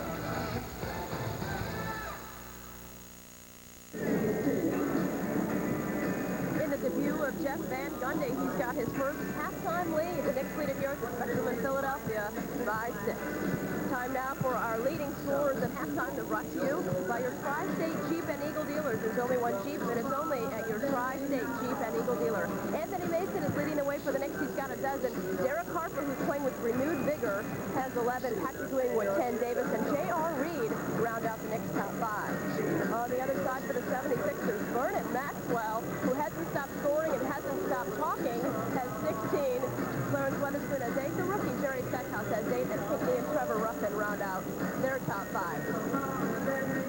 We welcome you back inside and joined by John Andres. And Johnny, give us your assessment of how Van Gundy has done doing the things he's not used to doing. You know, player substitutions, calling timeouts as a head coach for the first time. He's carving out his game personality, and I think he's pretty pleased, Deb, with the way the team has been playing.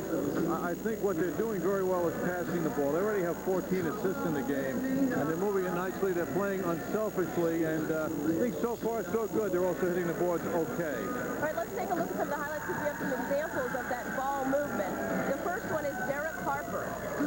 Derek Harper with a beautiful return pass from Mason. Give and go play down the middle. The Knicks are exploiting the Sixers inside well with good cutting and recognition of the cutting by the passers.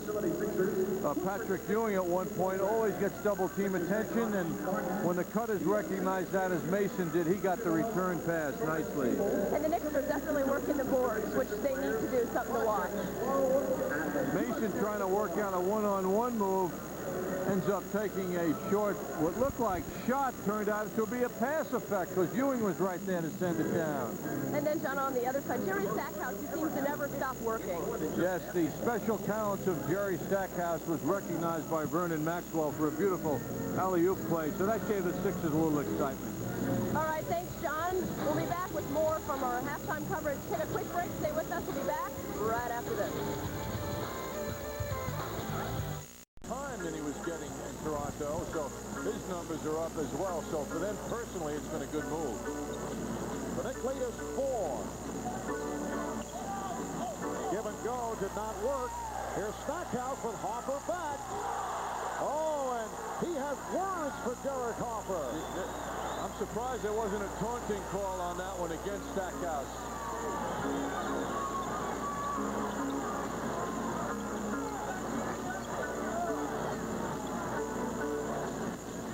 Had it knocked away. Some sloppy play by the Knicks, and here's Alston.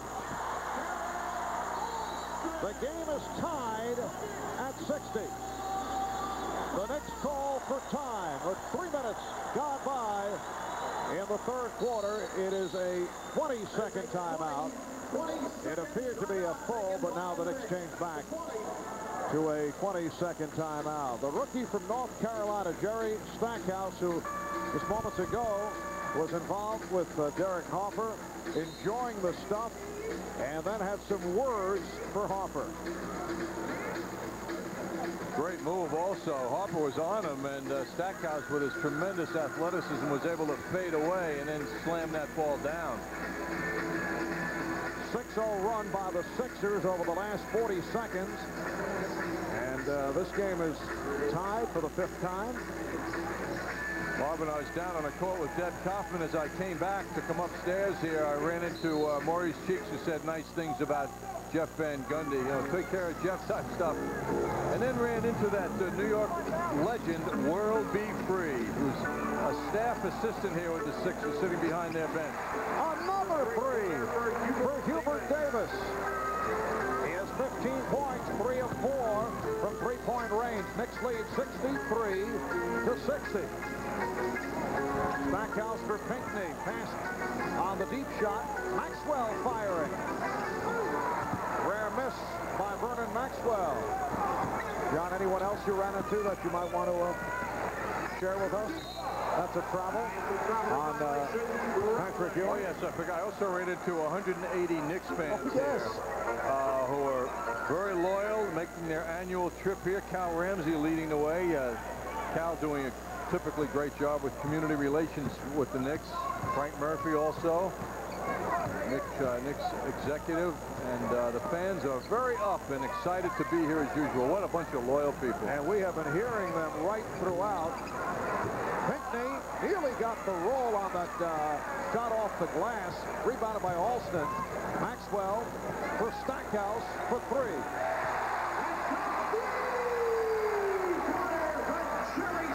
So the game is tied at 63, 13 points for Stackhouse. Williams over Alston. And back comes Maxwell. Maxwell on the change of direction. Lost it. And here's Hopper. 2-on-1. Stackhouse is back. Hopper blocked by Stackhouse. Oh, Stackhouse loving that moment. I'm surprised that I guess Harper just felt Stackhouse couldn't get to him, but didn't seem Derek went up that strongly to the basket, considering how close Stackhouse was to him. 22nd timeout. 22nd timeout is taken. Once again, coming up on Sunday, Sixers take on the LA Clippers. Here's that what turned out to be a 3-on-2 for the Knicks. Kind of a casual move by Derek Harper, considering the great jumping ability of Stackhouse, and you know Derek knows that Stackhouse can jump. Well, the Knicks will be back at the Garden Sunday night, a 5:30 game against the Chicago Bulls. And our next MSG telecast on MSG2, the Knicks and the Timberwolves from Minneapolis, Wednesday night. MCS Canada Knicks game night, starting at 7:30 New York time, 8 o'clock telecast for the Knicks and the Minnesota Timberwolves. It's actually a good situation for the new coach, Jeff Van Gundy. Pretty move by Maxwell, and dishes to Stackhouse for three. Rebound, Pinckney. Maxwell can't get the shot off. We're down to 15 on the 24. A lot of practice time available for the Knicks next week. With the light schedule, only the game against Minnesota before the Knicks return back home to face the 76ers next Saturday. Herb Williams called for his fourth foul. And now John Lucas calls for time. The game tied at 63. Ladies and gentlemen, now time for the... Hugh McGaddick here with presidential hopeful Mike Hall. Mike, what are your views on McDonald's Filet-O-Fish and McChicken sandwich? Well, I stand for the... What? Don't you just love them? And they're on sale. Right now, get a Filet-O-Fish or McChicken for just 89 cents when you buy large fries. That's great, but America craves change. That's why I crave them. They're a great change of pace. Or in the morning, get a sausage McMuffin with egg for 89 cents. But what about the issues? Issues? Bless you. The Great American Sandwich Sale for a very short time at McDonald's. Some of the people who benefit most from the Discovered Card don't even have one. Hi, I'm Scott Hamilton. Each year, the Discovered Card youth programs recognize thousands of kids who are making a difference. In fact, Discovered Card has already contributed over $16 million in support of this unique collection of programs. So as long as there are kids with dreams, we'll be here, helping them reach those dreams. Mike Tyson fought Frank Bruno once before. This is what happened. Tyson gets nailed with a left hook. Tyson looks wobbly as he attacks Bruno. It's the first time I've seen anything like Tyson staggered. Mike Tyson doesn't seem to have that fiery look in his eyes. Bruno versus Tyson, WBC Heavyweight Championship, March 16th. Live on pay-per-view from the MGM Grand. Call your cable or satellite company.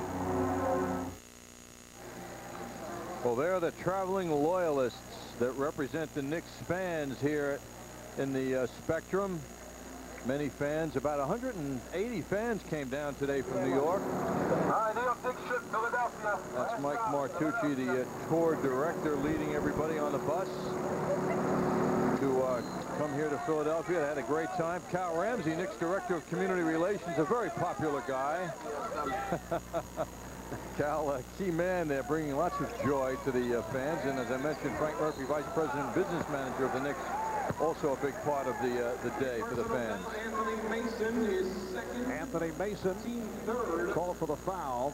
And Clarence Weatherspoon to the line with 6:35 remaining in the third quarter, and the game tied at 63. At one point, the Knicks led by as many as 8. At one point, the Sixers had an 8-point lead. of the fans. I visited the fans before the game at their social gathering, and I know everybody was anxious to see you, and I know you would have been there, except that on your way down in your, was it a train that you were coming down? Yes, the lovely folks at Amtrak who usually are just excellent. But we had some problems. Mike Green, who was broadcasting the game on WFAN radio, had the same misfortune. Our train got stuck. Apparently a part was missing. They couldn't deliver it. And we were somewhere close to Philadelphia as Ewing is able to hit, and the Knicks now lead by 2. The train was stalled for some 45 minutes. Another train came by. We actually had to get off in the meadows of New Jersey to make it to the other train. And then that train was stuck momentarily. And finally made it here just prior to game time. Wasn't it a fun day? Oh, the difficulties of travel on the road. You know, Philadelphia is the toughest place to get to. Pinckney able to tie the game at 65. In the Knicks' first meeting here, December 2nd, they labored through 3 quarters, and the same thing is happening now. Remember, in that game, Ewing took the big flop and was able to come back strong in the 4th quarter, but it was a tough game, as this one has become also.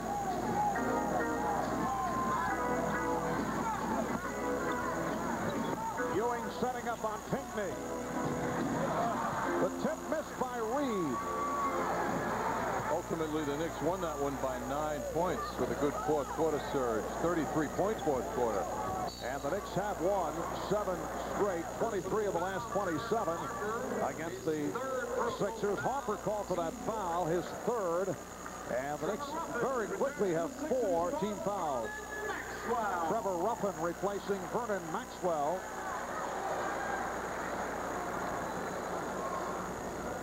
$19 points for Maxwell. That includes 5 3-pointers. Weatherspoon for Pinckney. Stackhouse now guarded by Davis. Alston. Ewing looking to unleash the long outlet.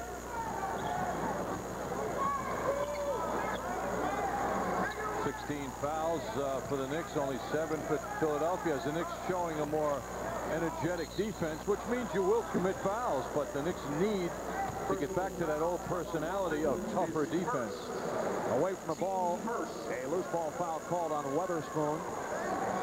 And for the Sixers, their first team foul.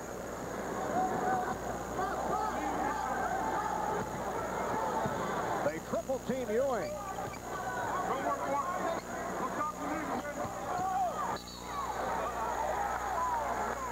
Offensive foul on Mason. Mason didn't put too much deception in that move. He just put that ball on the floor and charged ahead.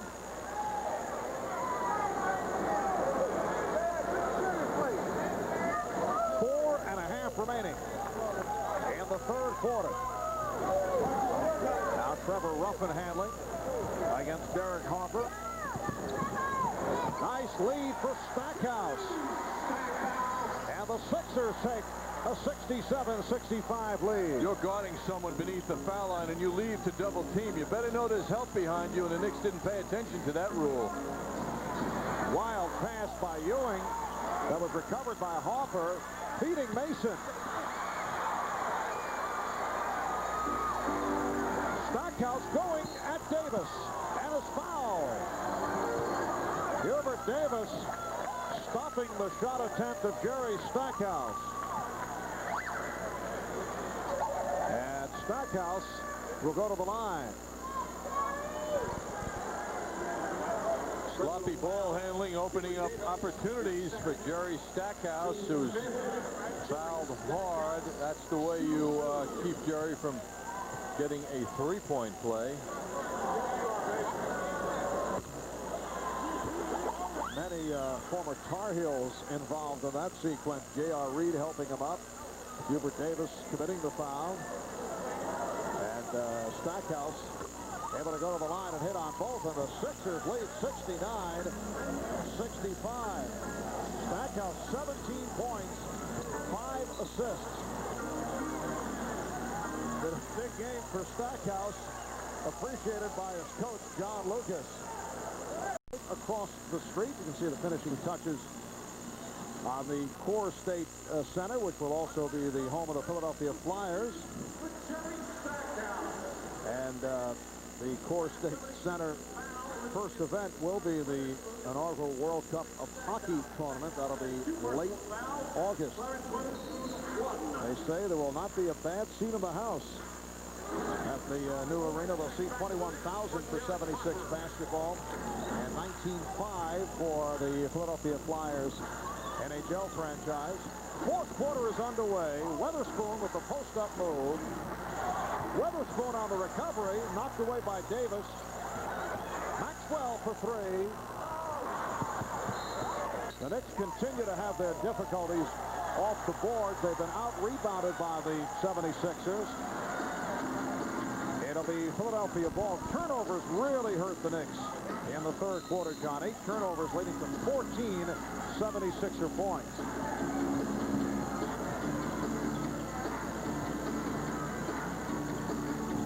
Ruffin and Maxwell on the backcourt. Massenberg is back. He's up front with Alston and Weatherspoon. This is Alston. And Mason gets to it and protects. To contrast that number you just mentioned, Marv, with the entire first half, the Knicks only had 6 turnovers that cost them only 6 points. Charlie Ward is back. Ward and Davis at the guard. Lohaus, Reed, and Mason on the front line. Shot clock at 5.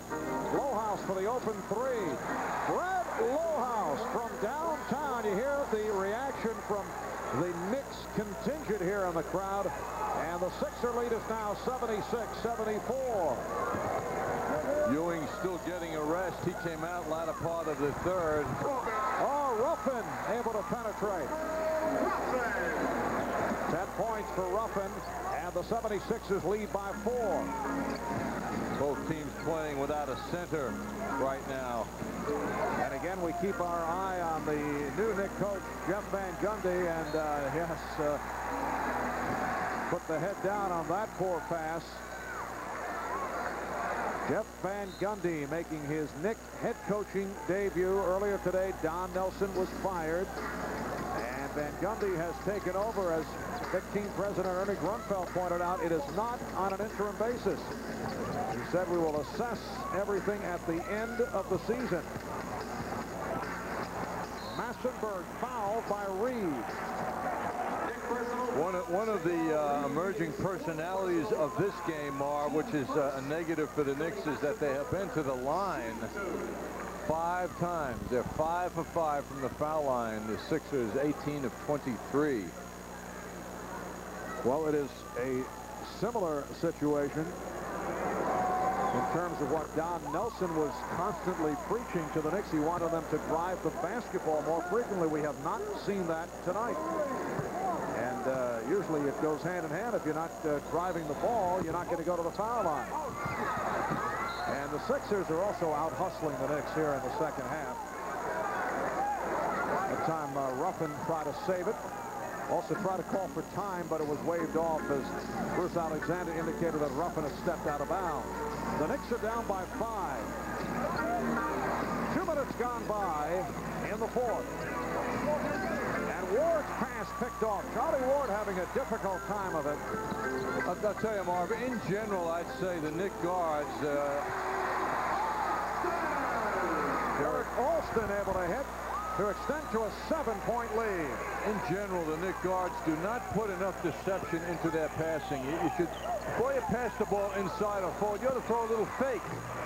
That's Mason with the short jumper. A little fake to get the defense to commit, move their hands in the direction away from what you want to do. And a lot of times the Knicks guards telegraph their passing. 81-76, Philadelphia. Maxwell open for the 3.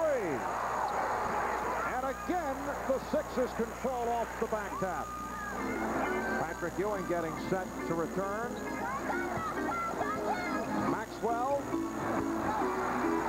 And here's Ward dishing off to Davis. Going at Maxwell. Nicely done by Hubert Davis. The Knicks are down by 3, and the Sixers take a timeout. 8:48 left in the fourth. We're into the future.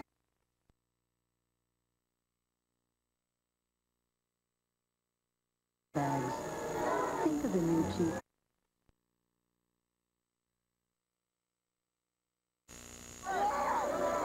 Remember, when you're having good times with good friends, drink responsibly, because friends know when to say when. A reminder from your friends at Budweiser. The loyalists are here. Lots of Knicks fans here in the Spectrum. There's a fellow who's not a Knicks fan. That's Derek Coleman, and John Lucas, general manager, on the trade that was made between the Sixers and the Nets. I'm not saying it's been a bad trade. It's been a delayed trade. That was John's look on the Sean Bradley comments that must be coming this way. John Lucas. Trevor Ruffin hitting the three, and the Sixers now lead by 6. Been some controversy between Lucas, supposed controversy, which John denied, about the team and Derek Coleman about the severity of his right ankle injury. Coleman still out now with that bad ankle. Ewing plus the foul. So Patrick Ewing will go to the line looking for the three-point play. Patrick Ewing, nice setup for Patrick. Simple bounce pass inside and a big hoop for the Knicks. Back to Derek Coleman. He had an MRI on Tuesday, and as the team tried to confirm an opinion of a Houston specialist, who said he should stay out the rest of the season. There's great frustration with Coleman ever since he arrived here. People feel that he should be back sooner, and there's just no sign of him coming back, and the feeling is he's out for the year. Sixers lead by 4. Mason with a deflection, 2-on-1. Harper had a reach for that pass and is hammered by Maxwell. Maxwell made a terrific play dealing with a 2-on-1, and him being the one, he made it very difficult for Harper to get comfortable with the shot. Mason with the steal. Charlie Ward to Mason, pushes it up. Harper going up to the hoop, and Maxwell made a good denial.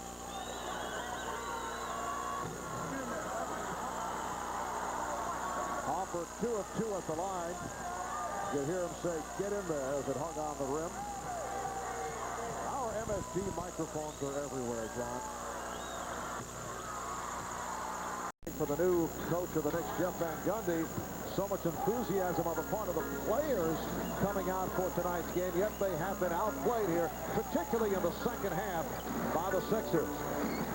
Sixers really hustling. That's the major return for them, as Ewing hits a very difficult turnaround shot. But also, Mark, they're shooting the ball well. I was looking at Stackhouse's numbers recently. He had 23 points in their last game, but it took him 23 shots to get there. He hasn't had a 20-point game in the 6 prior games. Today, he's only taken 12 shots from the field. And he is 7 of 12 overall. Maxwell with the shot clock running down, and again the Sixers are on the loose ball. That's been the story. That rebound hit the floor first. There wasn't a nick to it.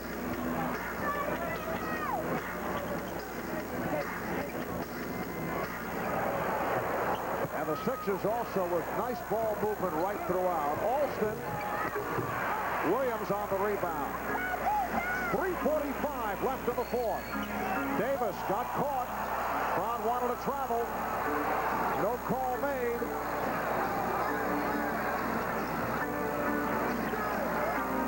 Herb Williams saw the opening, then dished off to Ewing.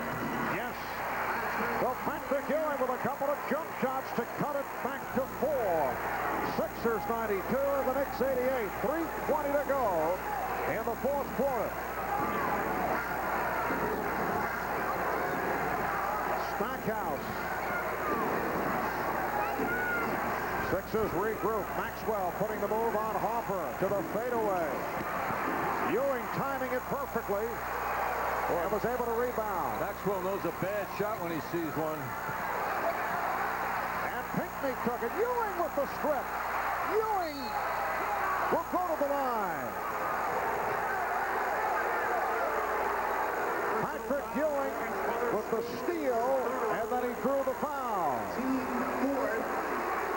Patrick Ewing, shooting 2.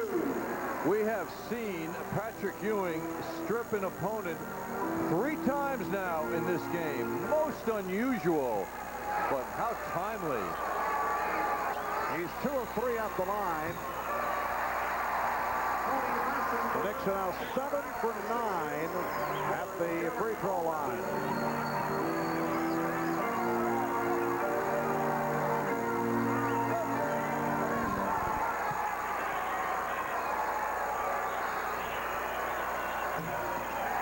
And Patrick Ewing, who had helped the Knicks cut into the lead with a couple of jump shots and a steal, unable to hit the 2 free throws. 4-point Sixer lead. 2:40 remaining in the fourth. Stackhouse. What a move by Stackhouse. He's 6'5", and he made the 7-footer lean back. 76ers by 6. Ewing with the drop step, lost it.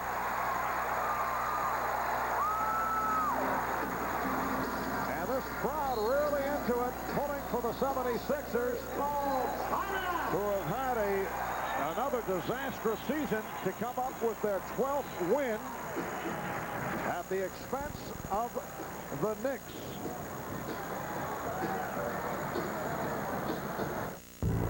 The mob made it personal. You do what you had to do. Doesn't bring her back. The cops made it official. They want your badge. Self-defense. Doesn't matter. You broke the rules. But the scales of justice have a way of balancing out. Can you help me? Yeah. Because Max Swift doesn't need a badge to dish out his own brand of punishment. Swift Justice premieres Wednesday at 9 after Star Trek Voyager, only on UPN. Hi from Snapple. A guy from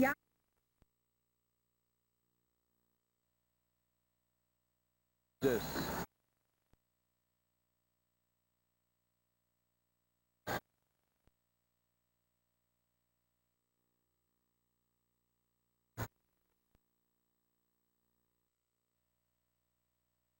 Tonight at 11 p.m., MSG Network commemorates one of the greatest dates in sports history with the fight of the century, the Ali versus Frazier 25th anniversary special. And it's a big story here in Philadelphia today.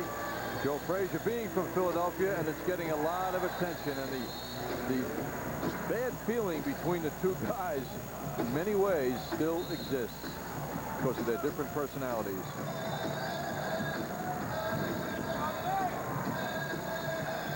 Jerry Stackhouse with 17 of his 25 points here in the second half. Ewing was stripped, and the Sixers able to take advantage. Another gorgeous move by Stackhouse, who is 8 of 13, 4 from downtown for his 25 points. Sixers with a 1 timeout left, Knicks at 3. 6-point Philadelphia lead. Weatherspoon foul with 2 minutes and 1 second to go in this fourth quarter. See the contrast of the inside play of the Sixers. Weatherspoon at 6'7" takes that ball to the hoop, and you're either going to stop him or he's going to draw a foul. The Knicks big men are not taking the ball to the basket nearly enough tonight, settling for jump shooting. Foul on Mason, his 5th, and the Sixers lead 95-88. Knicks have been outscored now by 13 points at the foul line. Hopper racing it down.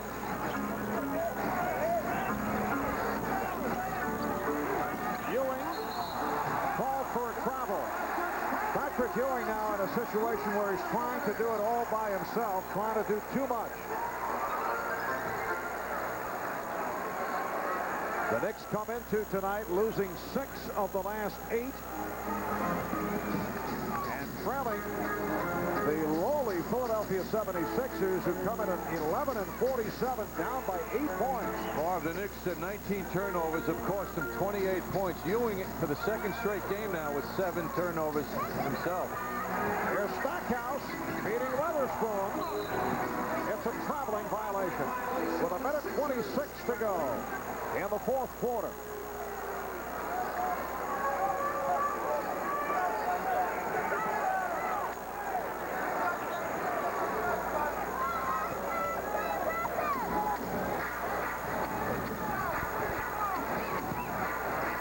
Played on a switch by Massenberg.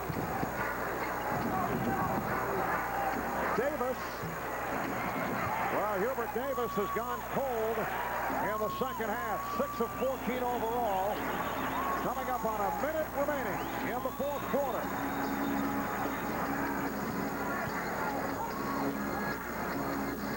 Sixers in no hurry. Shot clock down to 7. Maxwell.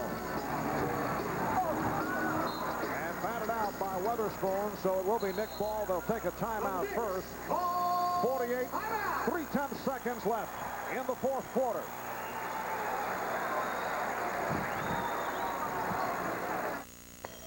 All you have to do is get up.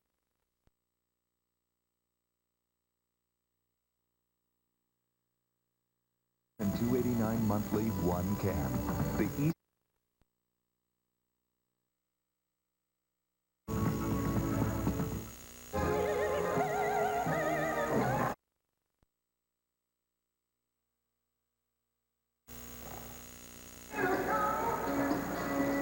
Well, with 48 and 3/10 seconds to go, the Knicks have not responded to this coaching change as some might have thought, with an automatic good effort and a reversal back to the good days of solid defense. They've run into a highly motivated Sixer team, hungry for a victory, and the Sixers have shot the ball well in clutch situations, although the Knicks are beating them from the field in the shooting percentage area at 51%. Sixers at 44%, but the Knicks having earned only 7 points from the foul line to 21 for the Sixers, and that's a big contrast, and it's been very hurtful to the Knicks' efforts. 48, 3/10 seconds remaining in the fourth quarter. The Knicks are down by 8 points. Ewing, 96-90 the score. 44 seconds and counting. Maxwell in no hurry. Sixers trying to use the clock.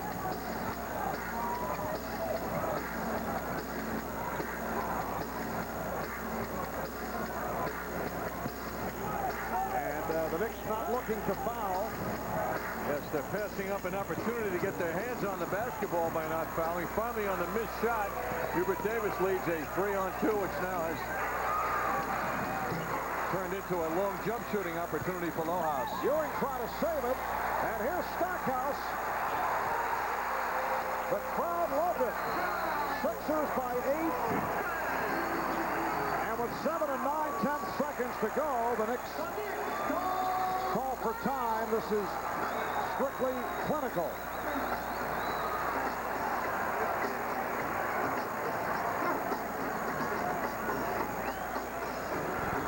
Jerry Stackhouse with a sensational game. Jerry, as we mentioned earlier, coming in here in a bad streak of the last 6 games, but it's broken out tonight on Lohaus' shot. Ewing intended save, opens up a fast break opportunity, and Jerry Stackhouse with a little extra on that finishing slam dunk. The Knicks did have a foul to give. It would have been their 4th team foul, but I would think you would want to at least put the Sixers on the line with a couple of quick fouls. It's your only chance to stop the clock, but the Knicks did not go that route. And we're down to 7 and 9/10 seconds. Excuse me, Mark. I think the read on this game has to be that it can't happen overnight. I don't think there's any question that this Knicks team is happy with the coaching change. That seems to be clear. But they're not snapping into the style of basketball that they must in order to be as formidable as they should be, considering their talent level. I mean, the Sixers do not have a center on their team and the Knicks were unable to unveil Patrick Ewing in a more dominant role. And Patrick was 7 rebounds in the game. He did have his 24 points, but he wasn't the monster that he could have been and perhaps should have been against the Sixers. And the Knicks out-rebounded by the Sixers 39-34. Pinckney with 10, Weatherspoon with 12. And it seemed in the second half the Sixers were on every loose ball. Also got some good hops on back taps. But the Philadelphia 76ers about to stop the 7-game losing streak at the hands of the Knicks. Mason, Sixers did not want to foul. Down to 4 seconds. Stackhouse bumped by Harper. With 3 and 2/10 seconds to go. Team's first. And that is their first in the last 2 minutes. So the Sixers will put it in play. The other thing, Marv, we haven't seen during this game those exciting moments when the Knicks spread the offense out, move the ball, snap it, and get the good shots. Stackhouse pushed by Ewing. Did not want to allow the final stop.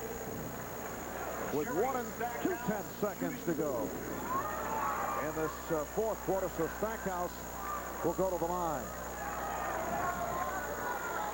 The Sixers with a 6-point lead on their way to their first victory over the New York Knicks since April of '94. And a terrific all-around performance by the rookie Jerry Stackhouse. 28 points, 5 assists, 4 3-pointers. And I don't know if Jeff Van Gundy is doing this to annoy the Sixers, but another timeout is taken with 1 and 2/10 seconds remaining in the fourth.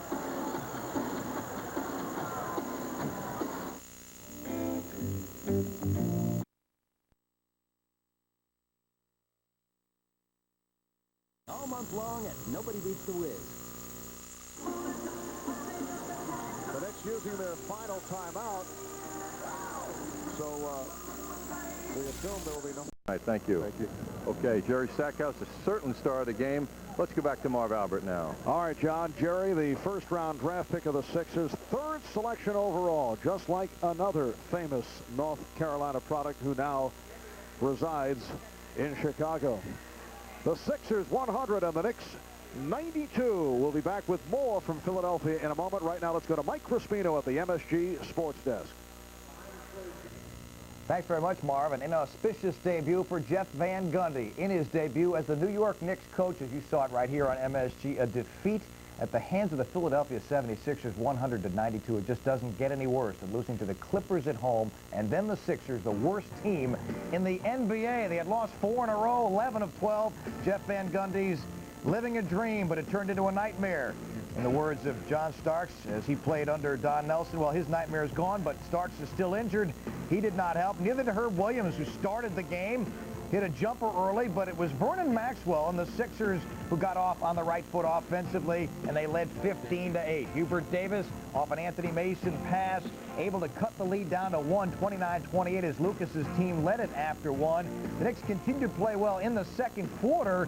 Another nice dish from Anthony Mason to Derek Harper driving to the hole. One of the few times the Knicks went to the goal. Harper hit the left-handed shot, and he got the foul. And the Knicks went up by 6 points. Philly trying to keep it close off a Harper miss. Maxwell alley-ooping brilliantly to Jerry Stackhouse, who ended up with 29 points. The Knicks led at 57-51 at halftime. Then Ed Pinckney back against the former nemesis Patrick Ewing, who will forget Villanova, Georgetown, and the stealing of the crown by the Wildcats. Pinckney hitting there, and Jeff Van Gundy's team started to see it slip. They were down 76-71 after 3. And in the fourth quarter, Stackhouse went to work asserting himself, this time from the outside with a couple of three-pointers. And the Sixers went up 92-84. The Knicks then scrambling, trying to get it done in the final 20 seconds. Lohaus missed it, and that turned into a Stackhouse jam. The Knicks have fallen to 34-26. They have dropped 7 of 9 now. Jeff Van Gundy 0-1 as the new coach of the New York Knicks, 100-92. The Knicks had won 7 in a row, 23 of 29 against Philadelphia. before tonight and losing in the Spectrum. Now to the Nets story. They are in San Antonio tonight. The Nets have lost 23 of 31 on the road this year, so they are by no means a quality team away from their home arena. They were tied at 46 at halftime, and now the score 63-56. San Antonio leading. David Robinson had 16 at halftime. Chris Childs led the Nets at half with 11, and Armand Gilliam had 10 in that one. Other NBA scores to report on at this hour. Atlanta, one of the surprise teams of the league under Lenny Wilkins, wins 94-91 despite 28 from Vin Baker. The Cleveland Cavaliers, another surprise team under Mike Fratello, defeating the Celtics in Boston 96-91. Elsewhere, Toronto routed by Miami. Tim Hardaway now getting in a groove. 23 points for the Heat in their victory. Charlotte took Orlando to overtime, but the Magic unblemished record at home continues. They are 30-0. They win it in overtime. The Clippers on the road, the second win for them recently on the road. Of course, they won here in New York. Now they beat the Washington Bullets 92-89. Seattle leading Minnesota 105-83 as they play in the fourth. Detlef Schrempf back and in a groove for them with 25 points. Other scores in the second, the Lakers all over Phoenix, 57-41. Van Exel has 17 so far. Houston trailing Utah 49-41. The Jazz have won 19 of their last 23 games. Portland just underway with Sacramento. Both teams in a tailspin. Kings have lost 15 of their last 16. And Indiana and Vancouver are just getting underway. The Pacers 0-2 on the current road trip. We'll be back with more here from the MSG Sports Desk and from the Spectrum in Philadelphia after these words. The New York Knicks postgame report is brought to you by Citibank. For banking anytime, anywhere, any way you choose. At Citibank, the city never sleeps. Be with you in a moment. You know, I used to have a give and take relationship with my bank. I gave them my checking account. They took 50 cents every time I wrote a check. I gave them my money market. It took 75 cents every time I used an ATM. I gave them a call to get a balance. 16 rings. So I left. Went to Citibank. Free ATMs, free PC banking, free phone banking. Even in a town this expensive, there's still a bank that won't nickel and dime you. The city never sleeps. First, there was the original Mama. Statistics and a whole lot more. Subscribe now and receive 12 big issues for just $14.97. A savings of over half the cover price. To order by credit card, just call 1-800-9-YANKS-9. That's 1-800-9-YANKS-9. Or send a check or money order to this address. Subscribe today. Catch a rising star. See the best in high school basketball. It's the 1996 PSAL High School Basketball Championship at Madison Square Garden. Don't miss this exciting triple-header beginning at 10 a.m. with the Boys B Championship, then the Girls Championship, followed by the Boys A Championship. See some of New York's top players. Hard-driving, fast-breaking, slam-dunking. The 1996 PSAL High School Basketball Championship. Saturday, March 16th. Get tickets now. Presented by Nike and Foot Locker. It's time to get back into the spring swing. The Yanks and the Tigers in spring training action from Tampa. Sunday afternoon on MSG.